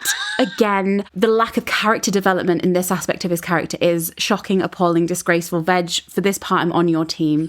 Yay! What the fuck are you doing in your household? Why the fuck have I got a scene on my list where Varley and Portia break up? Yeah. We thought they were going to be in love, or we hoped. They are in love. Yeah. Oh yeah, enemies to lovers. Hello. Our heading for this section is Portia lets Varley quit. Who wants to talk about the Queen's bonbons? Because that's the scene right after. It's like, we were like, go back. Yeah. My world imploded, and then there's a conversation about bonbons, and I was like, how am I supposed to continue? Right? So Varley quits because she learns that Portia's bought loads of new dresses, so all that bullshit about not having enough money to pay for the maids was Bullshit. indeed bullshit. And so they have like this traumatic breakup scene. It absolutely destroyed me. I knew it was coming because we knew about the maid wars. We'd seen like the promo. It had been hinted at. And it still absolutely floored me. They have this breakup where Portia is like so certain that Varley is family. And like when you're in the Featherington family, like you jab at each other and like you don't take each other for granted and you don't openly appreciate each other. But there's like this underlying love between them. She kind of assumed that Varley felt that. And then you have Varley, Lorraine Ashbourne, killing me, going, I am not your family. I am not a member of this family. Yeah. And I'm like, Colin, how has we got to this point? They're just off shagging. Because for a start, why is this up to Portia? Yeah. Get your hands off a pen. Get your hands on the issue. They're just off having a great time. I'm happy for them. Ames said, utterly shocked at the Varley storyline, I thought for sure Colin would be in charge of wages and accounts in place of Baby Featherington and not Portia. And Purple Cat said, Colin is not getting over those staffing issues allegations anytime soon. When that storyline started, my first thought, we were going to have to sit through people saying that Polin treat their staff poorly. Can you imagine? We've been through a lot. I can't go through another accusation that Polin don't pay the London living wage. It was a disappointing moment. But Purple Cat Doctor said that she was confused, but can only imagine they left that side of things in Portia's hands, which was obviously a big mistake. Colin and Penn blatantly have enough money to pay for their staff adequately and will be horrified they'd been privy to these conversations. I hope they would be. I don't know that for certain. I've seen no evidence in front of my eyes that they give a shit. I wonder if they've just spent so much time paying fucking everybody back for all the money that her mom like swindled out of people that they're still struggling, you know? My assumption is that Portia was going to live there. So they were like, we need to give her something to do, otherwise she's going to be a nightmare. True. And you think about it, like Violet looks after the household issues over at Bridgerton House. So feels like they thought, what could she possibly fuck up with this? She's been doing this for 20 years. How could she possibly get this wrong? And look, they've broken up. And what makes it worse is that when Varley is like, I don't feel like a part of your family, it hurts. I think I'm so sympathetic to Portia in this scene, and everyone else is like, what a bitch. Are you crying? Oh. The accusation that she's not family hurts her so much that she does that thing when you're like hurt by someone and she lashes out and she's like, go. And she goes, ruined by it. Absolutely ruined. Portia, my girl, we were rooting for you. Kate said maybe Polin will have something to say in part 2. Do you think Polin are even going to notice that Varley's not there? I'm questioning everything about these two now. Also, Ray isn't in part 1, so surely Ray would be like, hey, Penelope, I just have a quick question for you. Where's Varley? Where did Varley go? The only way that Colin will notice is because there suddenly won't be potatoes served with dinner. And like that will be the only thing that makes him panic and pay attention to the staffing issues. It's sad that it's got to this point. It's disappointing to see the people that we've endorsed for the past 3 years neglect their staff and let this happen. And Varley and Portia have broken up. Yeah. My favourite thing that I've seen in the past few days, I sent it all to you, was someone on Twitter made an edit of Varsity chaperones the subway.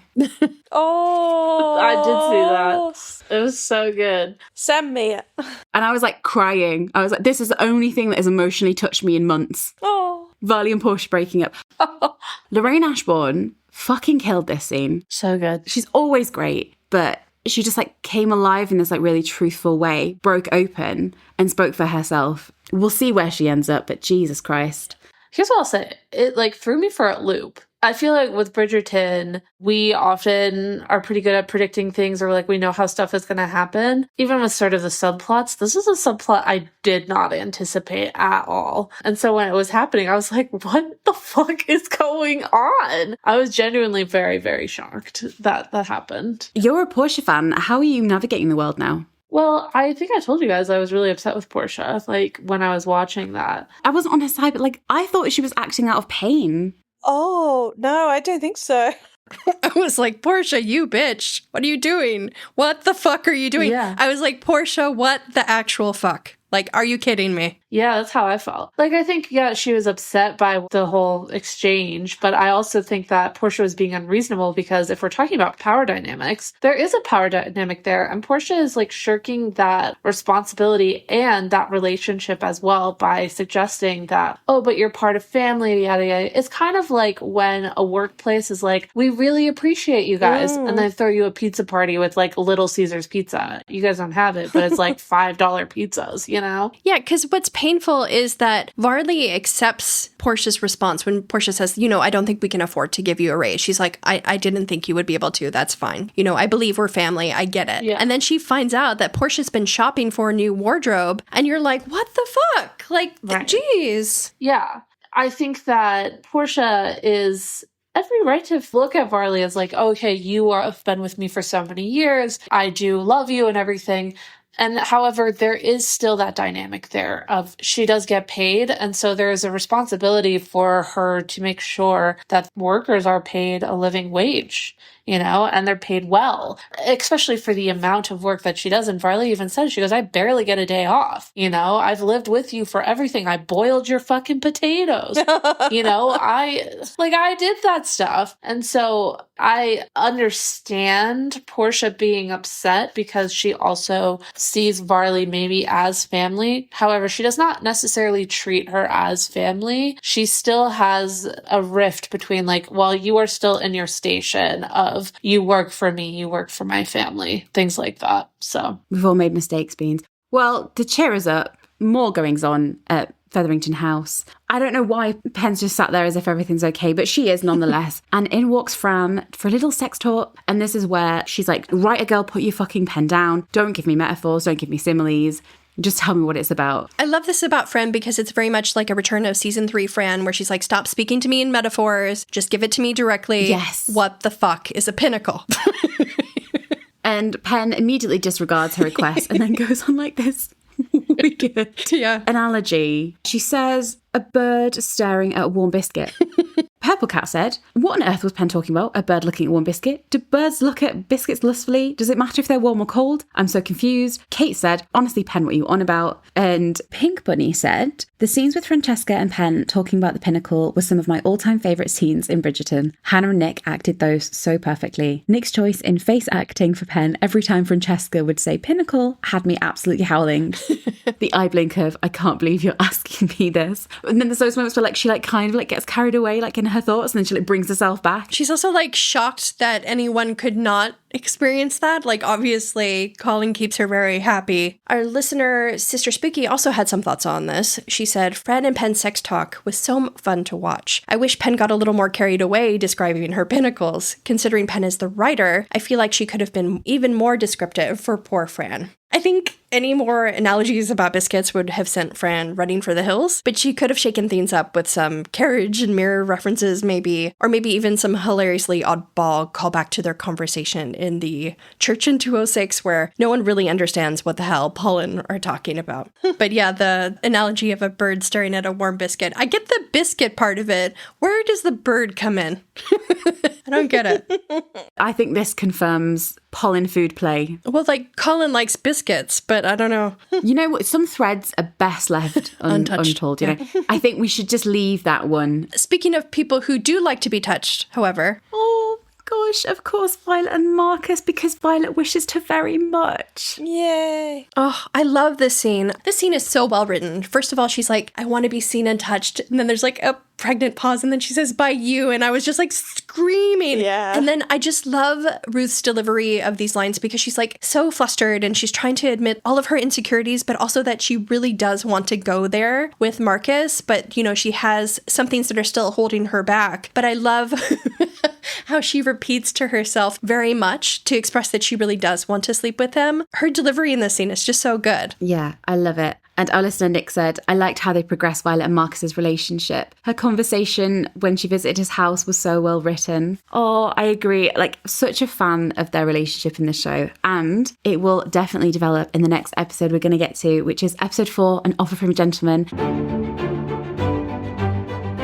Benophie, their bubble has burst. They arrive back in the ton and they go their separate ways. So Sophie is hired as a lady's maid to Hyacinth and Elle. And so we're back at home with everyone. Something I thought was interesting at the beginning of this episode is that in the Lady Whistledown voiceover, Lady Whistledown says, any return to society brings with it a number of compelling distractions. And last episode, as Mrs. Crabtree was kind of questioning Sophie about Benedict, kind of trying to see what her feelings were for Benedict, Sophie describes Ben as compelling. So as Mrs. Wilson is showing Sophie the Bridgerton house where she's now going to work, we're kind of getting reminded through the Lady Whistledown voiceover that Ben is going to still be a compelling distraction for her, even in this new environment. And in this new environment is Gregory, who returns from Eton. We get that like lovely family scene, which of course leads into the shaving cream scene, which, you know, I eat up those like fun brotherly scenes so much. Yeah, that was so good. Those are like the heart of the show to me. It's like any time, even if they're fleeting, it really like ties the world together for me. And like it's something you worry about that you're going to lose each season as like you get less characters involved. So to like have those little moments, and like John was there like hugging Gregory as well. It's just, I love that whenever they get married, like the person becomes an immediate part of the family,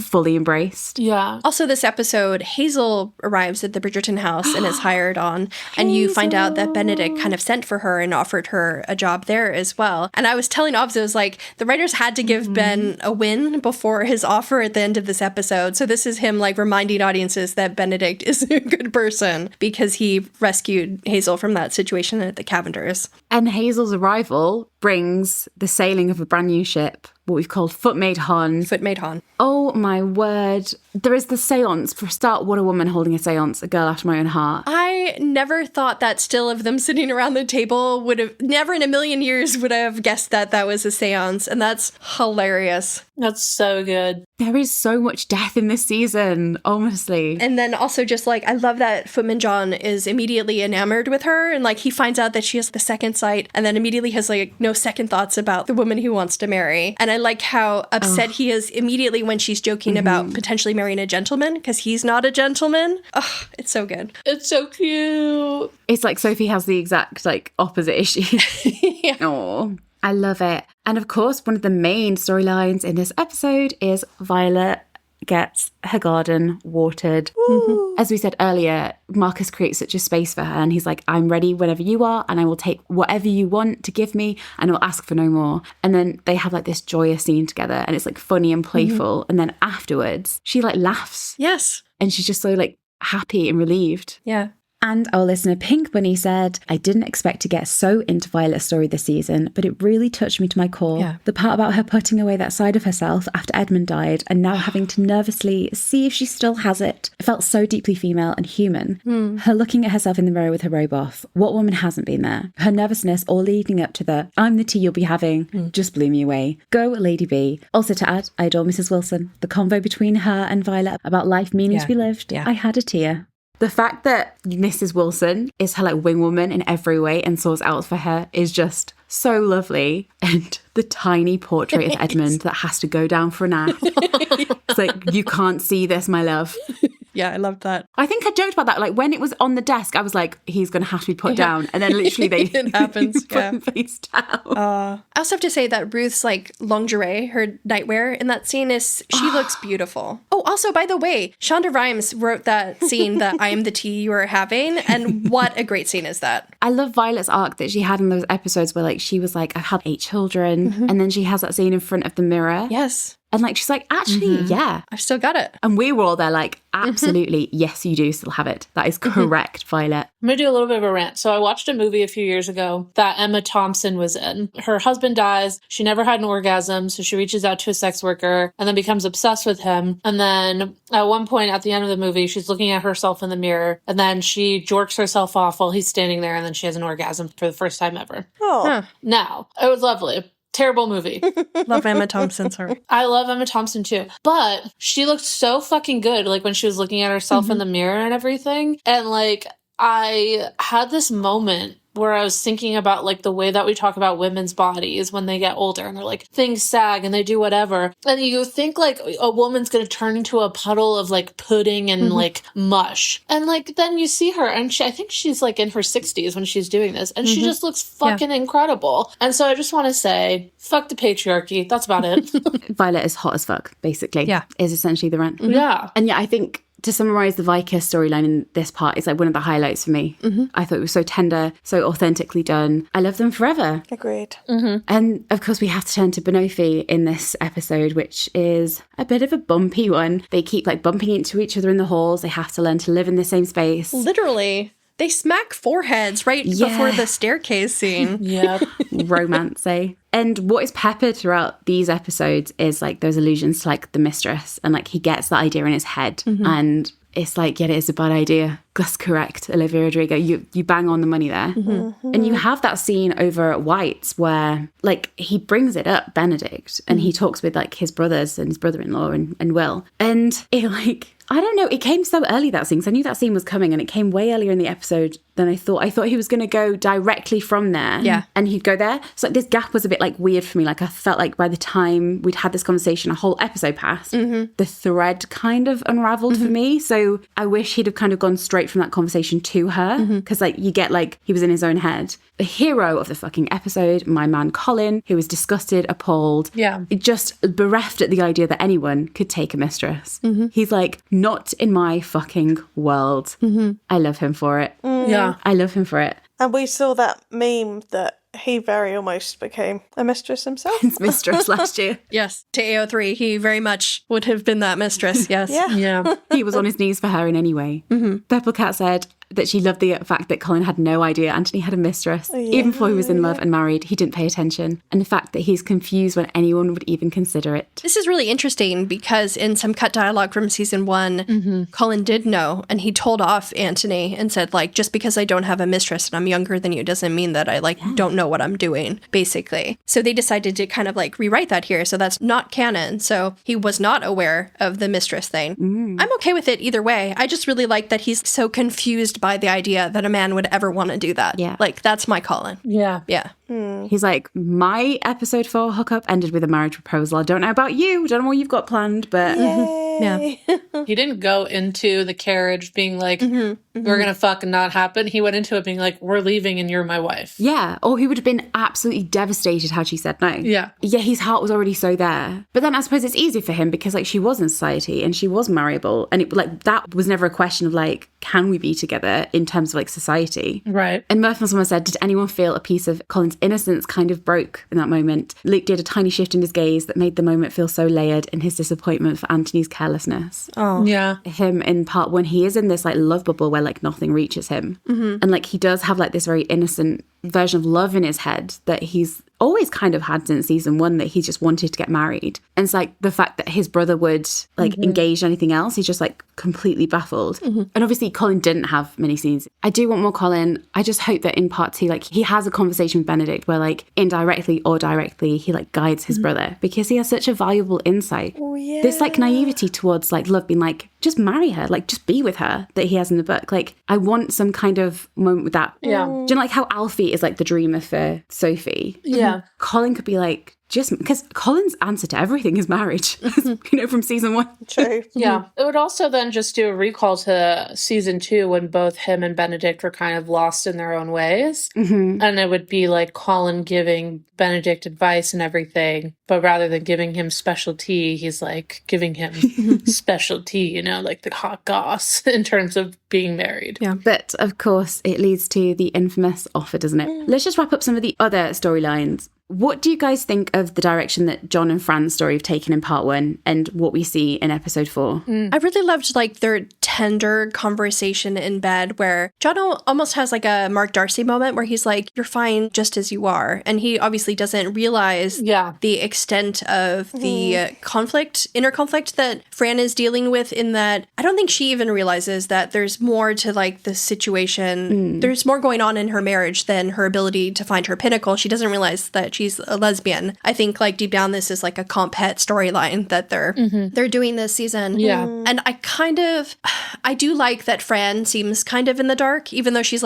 pulled toward Michaela in a way that I kind of wish had happened later on. Yeah, agreed. Yeah. I do like that Fran doesn't really know. There's a little bit of a lack of awareness that makes it easier to swallow for me. But I do feel really sad for them. Yeah. Because even though they really care for each other, it feels like obviously this wasn't the match for Fran. So it does make me sad for Fran and for John. Yeah. And I wish that they'd had more scenes, just them, without that kind of overarching issue of the sexual problems. Yeah. Just to see them grow in their quietness and see them just sat with each other, because they're not like Pen and Colin. That's fine. They're just not. One of our Patreon members, Aim, said that they felt so bad for John and his portrayal in regard to intimacy and said they did him a little bit of a disservice. They were hoping to see a scene with the brothers for him to maybe have a comedically awkward conversation on how to make Fran feel good and give her more pleasure. But some of our other Patreon members really liked the Fran storyline this season. Yeah. Chris said Fran's vulnerability and John's empathy and patience was very moving, and they are undoubtedly going to kill me, no pun intended, in part 2. And then our listener, Suburban Hippie, said, I was pleasantly surprised by Fran's sex life storyline. It's not about fireworks, but it's certainly caring and lovely between them. It didn't seem to cheapen it in the way I'd feared. And I kind of agree. There's more depth there, and you really do sense the love between them. Yeah. And our listener, Aaron, said, Shondaland is setting us up to be devastated by John's death. Every time he was on the screen, all I could think of is, I'm going to be a blubbering idiot in part 2.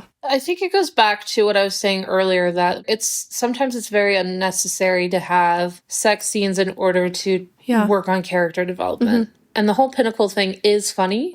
However, I do find that plotline to be a little bit unnecessary. And I don't like that their relationship is revolving so much around sex in this season. I get why it's happening. It's just sort of for Fran to realize, oh, maybe I'm not, sexually attracted to men, yada, yada, yada. I just think that it doesn't always have to be, because finding out that you're queer isn't just about sex. Also, it's a completely separate experience. So it's not just the sexual aspect that we're looking at. There's a huge emotional toll that comes with discovering that you're queer and breaking it down and going through all those emotions and finding acceptance in yourself as well. So it's interesting. I do like the depth there. I think they're cute. I just also think that I wish it wasn't just revolved around the pinnacle, so to speak. Yeah. I do think that John gets some great dialogue here where he says that he views sex as traveling closer to her in his body and in his heart. And then, like I said, he has the Mark Darcy moment where he says that she's right just as she is. Yeah. And then, of course, then he also has to go on and promise her that they have all the time in the world, which is obviously the kiss of death for John. So yeah. And I do think he has wonderful scenes with the other Bridgerton family and his in-laws and everything. And I love that. And that actor's so hot, and I'm annoyed that he's dying.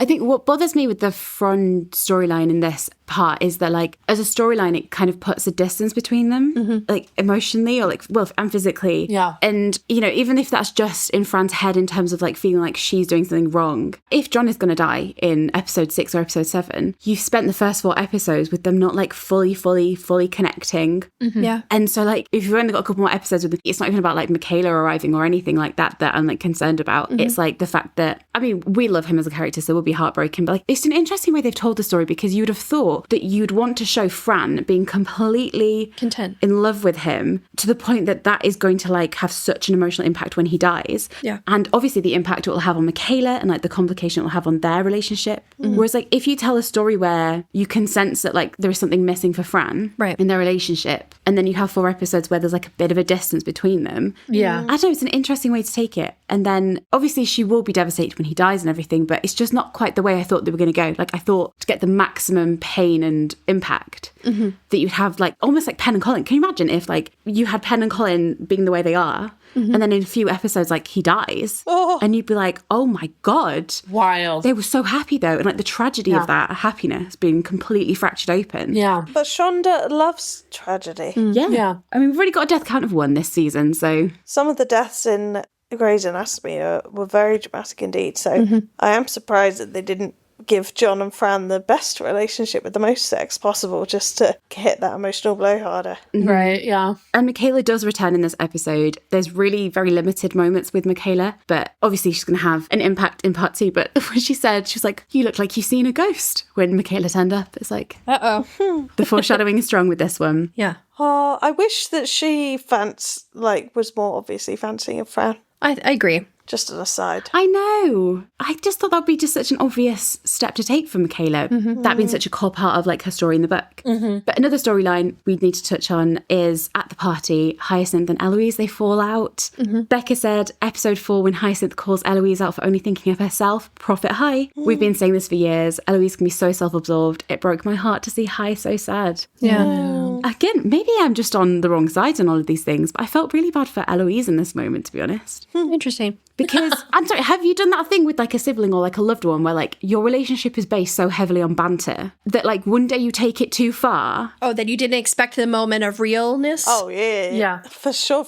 And you don't really expect someone to be like, actually, that really hurt me. And you're like, oh, fuck, my God. I made a mistake, yeah. Yeah. But we've talked for several seasons about how Eloise is a little bit selfish. So, I mean, Hyacinth isn't wrong in pointing that out to Eloise. And I feel like Eloise also doesn't realize, kind of like with Daphne, that Hyacinth really cares about these things that she's trying to talk about. Yeah. You cannot be invested in somebody else's hobbies and interests and still like have a conversation with them without putting them down. And Eloise doesn't seem to realize that still. Yeah. Yeah, I'm very interested in what her plot is in part 2, because I just thought she would have more to do in part 1. And like, I love seeing her paired with Hyacinth, but like, she's not really like doing anything. She's not like going off on like a little side plot of like being interested in like politics again, or like going out on her own. Maybe that's the point though. Maybe she's just like language. She's put herself on the shelf, and it's like, well, the consequences of you putting yourself on the shelf is that everyone's life has moved on. Right. And it's like Benedict been stuck in the past with the Lady in Silver. It's like Eloise, everyone else is like getting married, and like you're not part of the conversations that they're having anymore. Yeah. And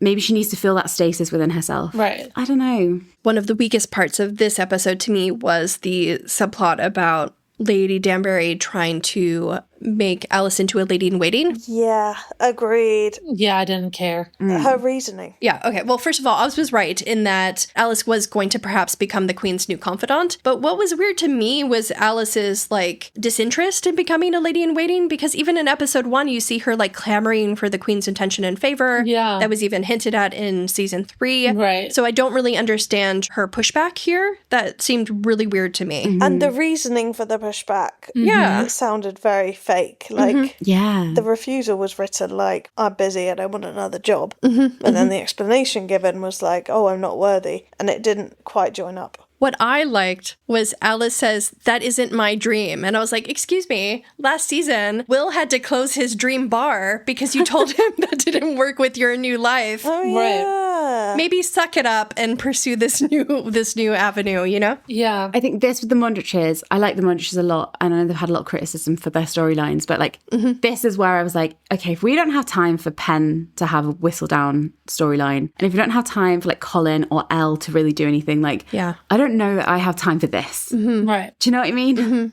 But we'll see how that develops. And that might tie into the Whistledown storyline in part 2. So we will see how that plays out. And then before Benophie's resolution, just really quickly, we got like a goodnight Mr. Bridgerton 2.0. Benophie had a scene where Ben tells her like, oh, don't go. And she's like, good night, Mr. Bridgerton. And he like snaps like the pencil in his hand because he's so upset. I just love that like all the Bridgerton brothers like hate that phrase, that Turner phrase. I love it. Don't fucking say that. Jeez. And then following that, we have that scene of Sophie in bed kind of trying to pleasure herself like Daphne did in season 1. And I wonder if her maybe being unable to get herself off was not so much that she was unable to, Common thread in the Tom this year. but that she was unwilling to let herself even fantasize about Ben, playing into the theme of fantasy versus reality. Oh, Lek. Oh. Yeah, smart. Lek, only you could make a failed wank sound romantic. She has a gift. Talking of romance, the stairwell sequence, I think we talked a lot about the cliffhanger at the top of the episode, so we don't have to go into too much detail now. Our listener, Coco, said, the offer. What the fuck, Benedict? Did you not listen to anyone this whole time? I would say no. How is becoming his mistress supposed to be giving her so much more than being a beloved and respected maid within his family? If she accepted his offer, she'd never be able to see his family again. I know the story, but I laughed out loud. I guess because she gets like certain protections. I don't know. Yeah, it's such a precarious position. Yeah. And Benedict knows that Antony fell out with Sienna. Like, he knows that arrangement doesn't necessarily have to be permanent. And I'm certain Sophie does as well. Like, she knows what happened to her mother. And we saw the impact that had on Sienna, like when he went to her door in season 1 and she was like crying and she was like, I have to protect myself because your love isn't permanent. Right. It isn't love, it's lust. You're never going to marry me. Yeah. Also, regarding the scene, can we talk about this sex? Yeah, go for it. Not my favourite. Me either. No, same. It felt quite rushed. It felt like just a fumble on the stairs. Yeah. Yeah. That didn't respect Sophie either. And I hope in part 2 she gets like a proper, like he takes her to his bed or something like that. That is a big step in things. Something romantic. Yeah. Yeah. And like I did not like it when he licked his fingers. No, stop doing that, people. I also do think it would have been better served if it was just a very hot kiss and like they were like heavy petting and then he pulled back and he asked her because like it just sort of cheapened it. And it was, we mentioned this, it was too much like season 3. Yeah. Like too much where they're arguing and then Penn gets pushed up against a wall and gets finger blasted. But it was less hot and less romantic than season 3. It should have gone in a different direction. Well, yeah, that's the thing. Season 3 was after she was like, well, I love you. And it was this big like spill of passion and all this other stuff. I just feel like a hot kiss and then be my mistress. And she's like, the fuck? And then the girl walks in and she goes, I gotta go. Like that would have been better. What a buzzkill. What a buzzkill. There's the episode title. Thanks. Yeah. There you go, guys. Sometimes they write themselves. Yeah. I will say what I think is really effective about the sequence is the shock value. I feel like the dialogue leading up to his offer is great. He's like, you consume me. My eyes search for you in every room you enter. Like, where's Colin? My heart beats for you. This is more tantalizing than any fantasy because like Mrs. Crabtree and Violet have been telling him, you've got to put the imaginary side and go for something real now. And then he's like, you deserve better. Yeah. And then of course, be my mistress with this sleazy like growl. He's like really self-satisfied. Yeah. And I knew it was coming and I still gasped. Yeah. It was great. I mean, like, it was effective. Yeah. It's rough. I didn't know it was coming. And I was just like, what the fuck? I feel like it would have been, if they changed that in the story, it would have been more interesting if she was like, yeah, but we can't do this. And then she like leaves or something like that. And then he's like very desperate and whatever. It would have been so much more interesting if she cut it off. And she was like, no. Like, yes, you consume me. Yes, I want to see you, but this can't fucking happen, bro. And then she leaves. Something else that kind of bothered me was him going to her room in the servants' quarters, I felt like was very presumptuous. Again, speaking to the power imbalance. Oh, yeah. She literally asked you to get the fuck out of the house. Yeah.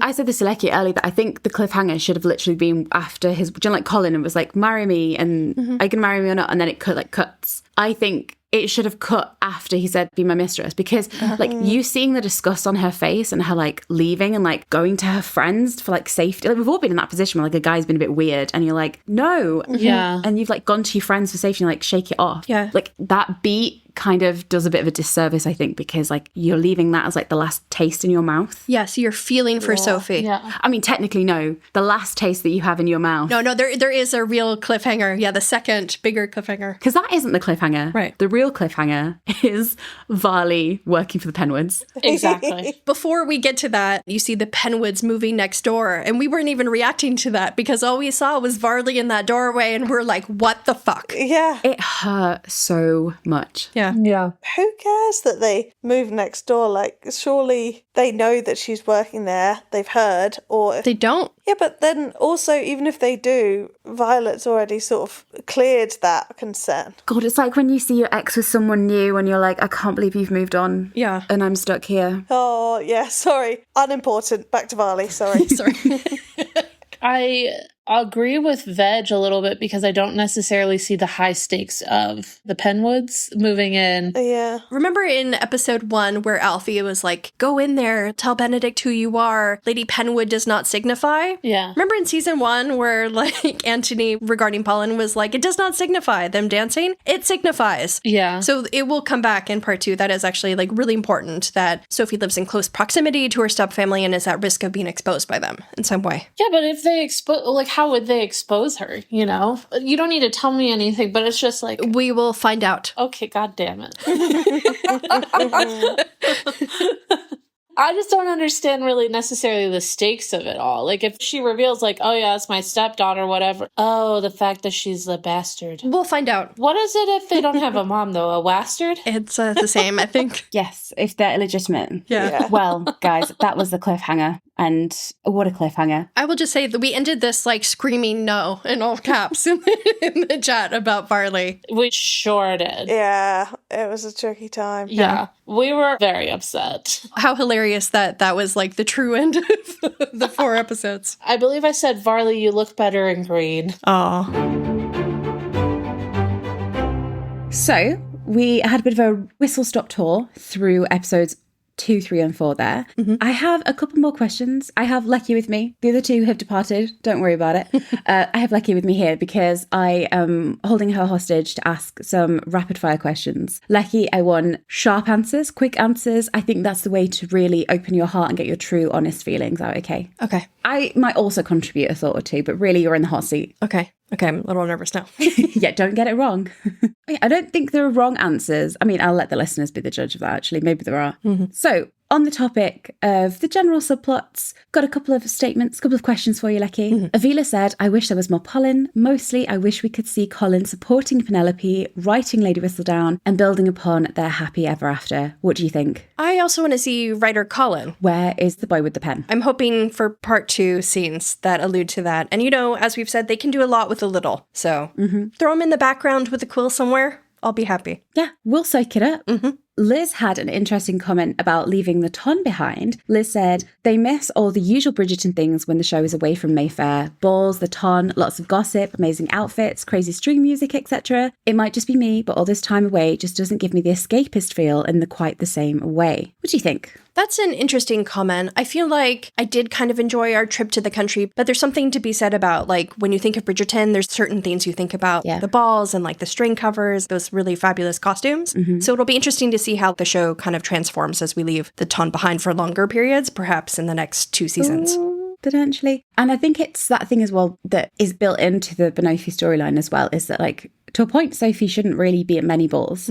So it's like, why would Benedict's storyline take place at balls? I think we mentioned this in one of our previous episodes when we were thinking about what we were going to see and whether we were just going to go to the masquerade or not. And there might be opportunities where maybe she is at balls for a different reason. Maybe she's at, like, the ball as a servant, because that's where Footman John was. Yeah, we've gotten some behind the scenes pictures of Sophie at what look like balls in part 2. So that will be interesting if she perhaps attends one. Also, it could maybe be a thing where she attends the ball as a maid, like those that were present during the masquerade in 401, and maybe there is a fantasy sequence where she is imagining herself in attendance, like the first night that she met Benedict. But this particular picture that Katie Lung posted has a glimmer of reality in it, because Rosamund appears to be wearing an engagement ring. Sophie was in, like, a blue ball gown with Araminta and the daughters. And it's like, I can imagine a ball at the end, like, in their happy ever after. Yeah. Where everyone's like celebrating Benophie because, you know, the Queen's waved her magic wand to say, You can be together. you know, you can marry someone from the lower class, how lovely. But like, would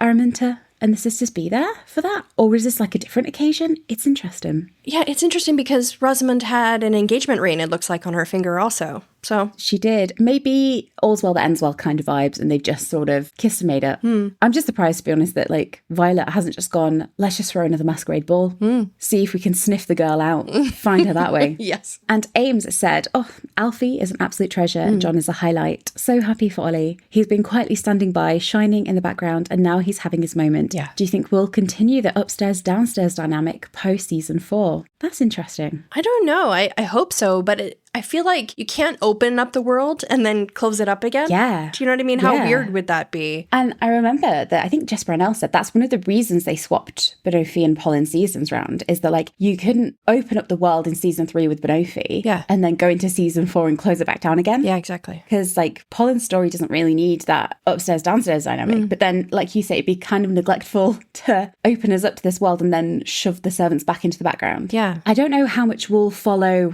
like Footman John and like Hazel and Mrs. Wilson. Maybe they'll have another subplot next year. Who knows? I will say a great way to do this would be to include another romantic subplot that involves like a servant Yeah. to some extent. maybe even Varley and Portia. I'd be invested. We'll see what happens. Please, please. Let's see if they can even make it out this season alive. Yeah. Following on from that, our listener Rory said, I would love to see more of the downstairs life. Not so much them doing their work and being busy, because I feel like we've seen that before, but actually learn about their lives. Is there a Mr. Wilson? Oh my God, that's a good point. What's her first name? yes. Is there a Mr. Varley? No, there's no Mr. Varley. It's Portia. Not accepted.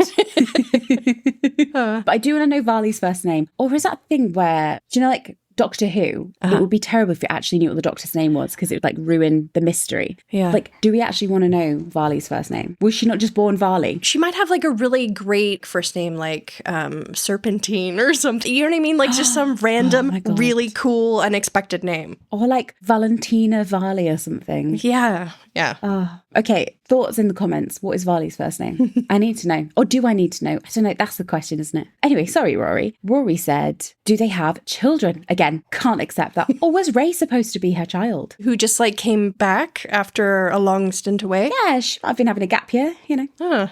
Swim back into town. Maids. Rory said, hopefully we get more of that in part 2. And it does look definitely like there might be a John Hazel romance. For a moment there, I was like, John's taking a turn before he dies, eh? He's living his life to the full, but I assume you mean Footman John. Yeah. And I'm 100% here for that. Yes, we are fans of Footmaid Hon, as we've called them. Footmaid Han, the ship has sailed. Yes, officially in our eyes. Also, the Queen not realising the palace had servants. Classic. Yeah, that's perfect. Genius. I bet the shenanigans for the palace servants are interesting. Also, where is Reynolds? Don't. If we're on the topic of servants. You know what? That is a thread that maybe you don't want to pull, Yeah, maybe. because I don't know where he is, and I dread to think. He's not dead though, is he? You know what? I wonder if he will show up in part 2. God. Oh my God. I think her brain would implode if Brimsley was like, I need to marry as well. Sorry. No, I don't think that would happen. But I think this is a season of servants. And so I talked about this earlier, but they've done such a good job of tying in the Queen Charlotte storyline this season. So to not revisit Brimsley's own Queen Charlotte storyline in a season that celebrates the downstairs world, I think he might come back in part 2. Even if it's just a conversation of like the sacrifices people have made for Charlotte. Right. Or if the king dies, Oh my God, don't. you know, we might see Reynolds again. What's the death count at the minute? We've got one death so far, haven't we? Sophie's dad has died. Sorry, Sophie. Actually, one of our Patreon members just commented on our page and they were talking about the passing winter. It's like a 3D art. So I think each side has like 3 holes in it. So they were predicting that there might be 3 deaths, which Marina, George, maybe, John, that would be 3. Ding, ding, ding. But I kind of like the idea of Reynolds returning in part 2 because this is a season about the servants. Yeah, I'd be up for it. Or in a future season if there's not time for this one. Yeah. Okay, so some sort of more general questions then, because we've covered the episodes and the storylines and such. Right. Obviously, one of the things we love about the world is the music, Yes. the set, the general goings on. The show. The show. Worrying Poet has said, my question is, do you think it'll echo season 3, where episodes 1 to 4 were quite rom-com, but the second half is more dramatic and angsty? Yes. Brace yourself. I did say quick questions, to be fair. I did say quick answers, Lecky. And you were like, yes, that is correct.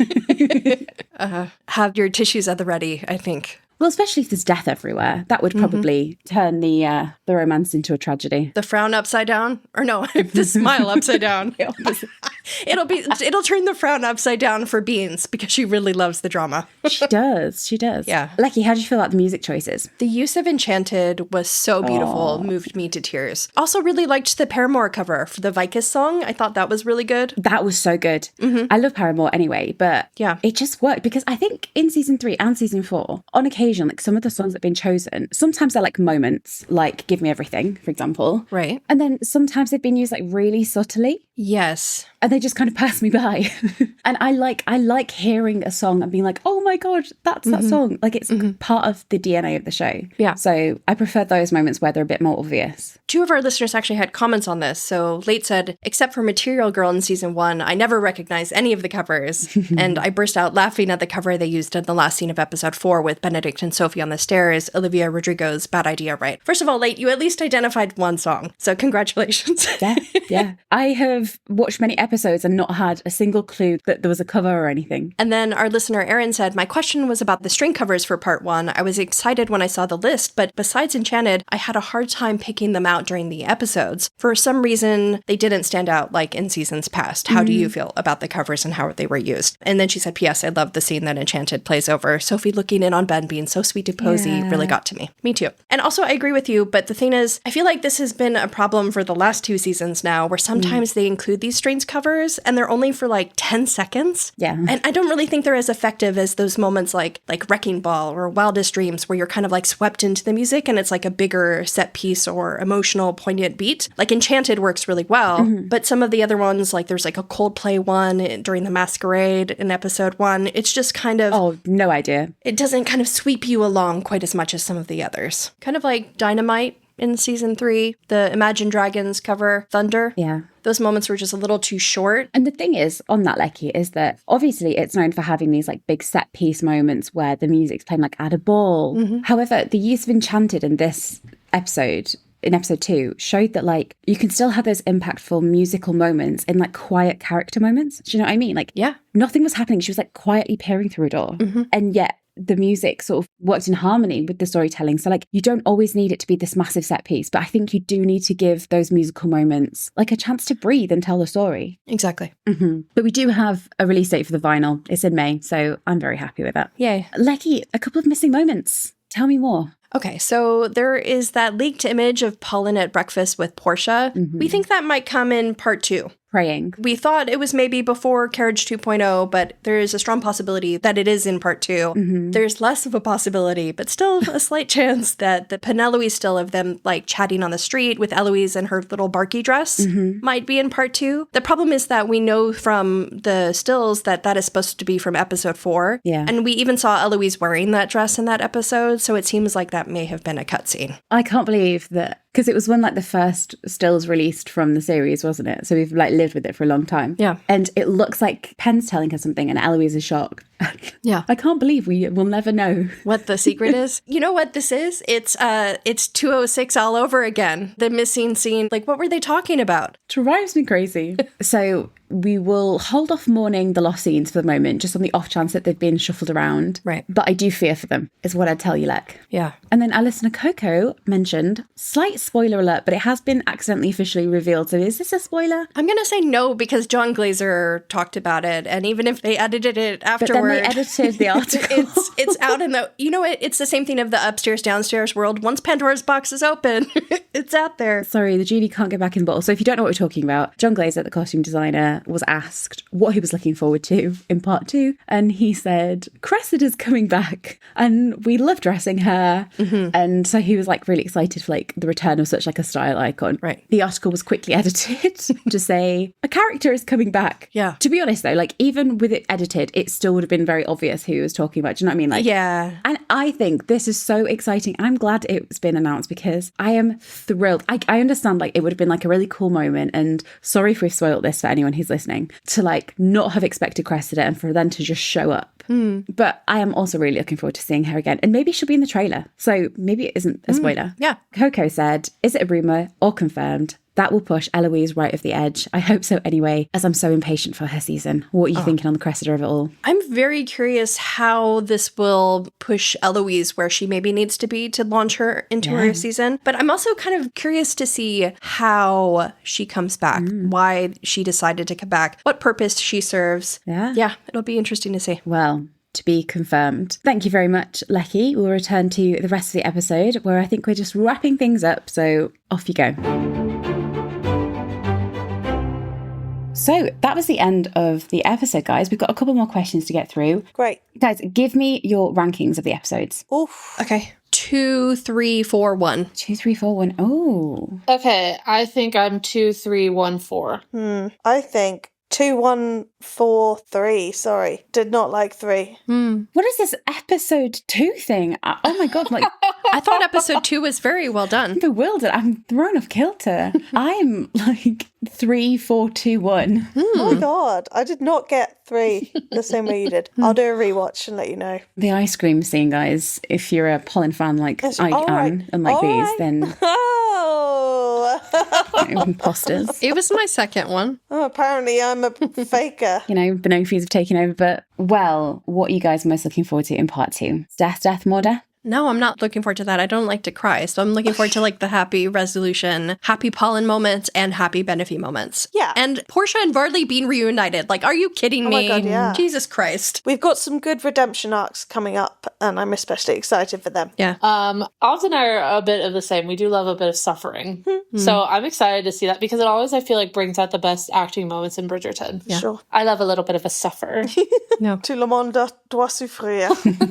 Varley and Portia, definitely. I mean, I'll always do more Portia. I'm interested to see where they're going with Pen. Yeah. If they're going anywhere with her. Obviously, Hazel and John. Love them. Yeah, Footmaid Han. Forever. Well, guys, only a month to go. However, Netflix Spain have leaked that the part 2 trailer will release on Valentine's Day, apparently. So we'll see you there. Great. We love a leak. Amazing. Until then, where can everyone find us? You can find us at What a Barb Pod on Instagram and TikTok. And you can find us on YouTube at all of your favourite podcast platforms. And you can also find us on Patreon at patreon.com/whatabouttpod. Until then, enjoy. Enjoy. Beans, do us the honour and sing us out. Masquerade! Paper faces on parade! Masquerade! Something where the world will never find you. Woo! There you go. Perfect. Thank you.